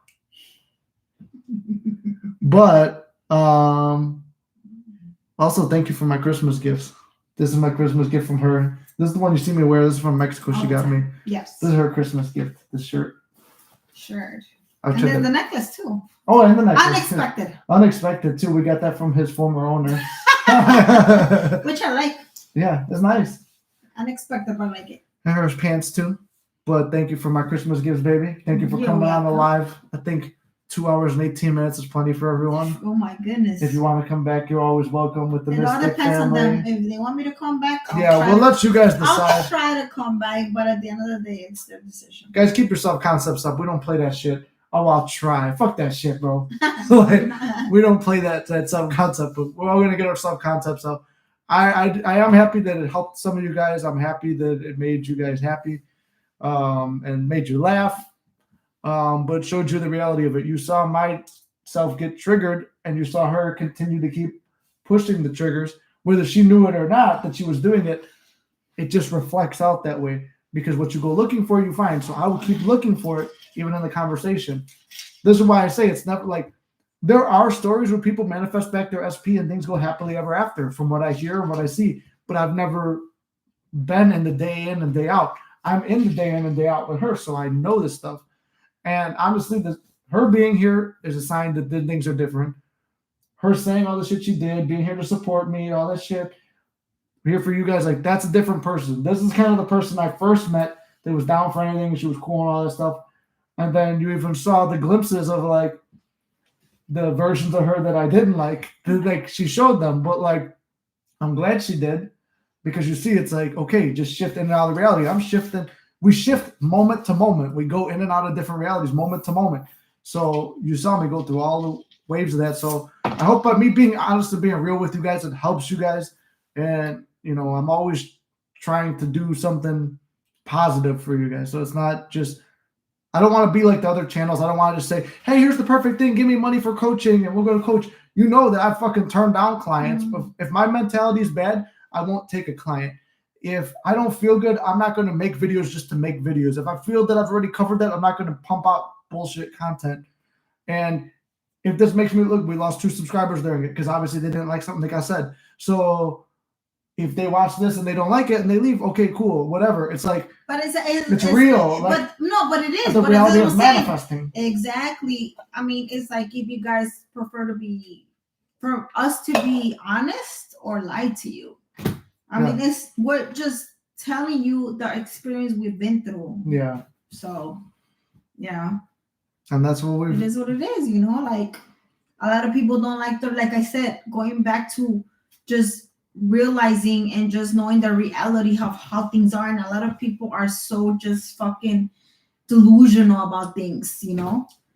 To be fair. And it's okay. To be fair, that's where we come from. There is a saying in the community with one of the popular channels. But you need to learn. Delusional, but they need to learn. But they need to learn the reality of life, though. The reality of life is you can manifest whatever you want. Okay, it's like if you're saying like, okay, the fucking sky is fucking white, or the fucking clouds are white. I mean, obviously, and then you're like, oh no, they're fucking pink. No, motherfucker, they're not fucking pink. No, but I'm saying, white. You can have anything you want in life. You can have anything you want in life. I can't change the color of the sky, whatever. Maybe you can, whatever. People have changed things about their body. That's people who are fucking in denial and don't know what the fuck they want. That's all what it is. But the whole premise of manifesting is they don't know the reality of things are. A miracle can happen that changes things. That's the point. This is what I want to leave them with, is that a miracle can happen to change things. Because otherwise, if there was no such thing as miracles, you would have fucking left and done with whoever motherfucker ever after that. So that would have been the end of everything, if that. So the reality is, okay, you're in a bad situation now, but can a bad situation change? Yes, because a good situation changed. If you don't change it, nobody's gonna change it for you. Exactly. You have to change it here and here before it changes out there. If I didn't change here and here, this would be an empty fucking chair. Actually, if I didn't change here and here, I wouldn't even be in this fucking place, because you described this place to me. This is another manifestation success story. She described this place to me. She said, I want to live in a condo with a balcony and a nice little fireplace with maybe some carpeting, but also hardwood floors, 2 bedrooms, 2 bathrooms. But you know what? That wasn't not because of my dream though. That because it taught you how to be independent when you're living. No. You weren't manifesting it for me. That was your dream that you said that you wanted when you sold your house. It was. But it wound up. I started picturing me and you living in a place like that. And now what's happening? Well, you never know. Maybe later on. No, yeah. And who knows? Yeah, and now what's happening too this week? I'm buying her keys to come here, and she don't have keys to the place.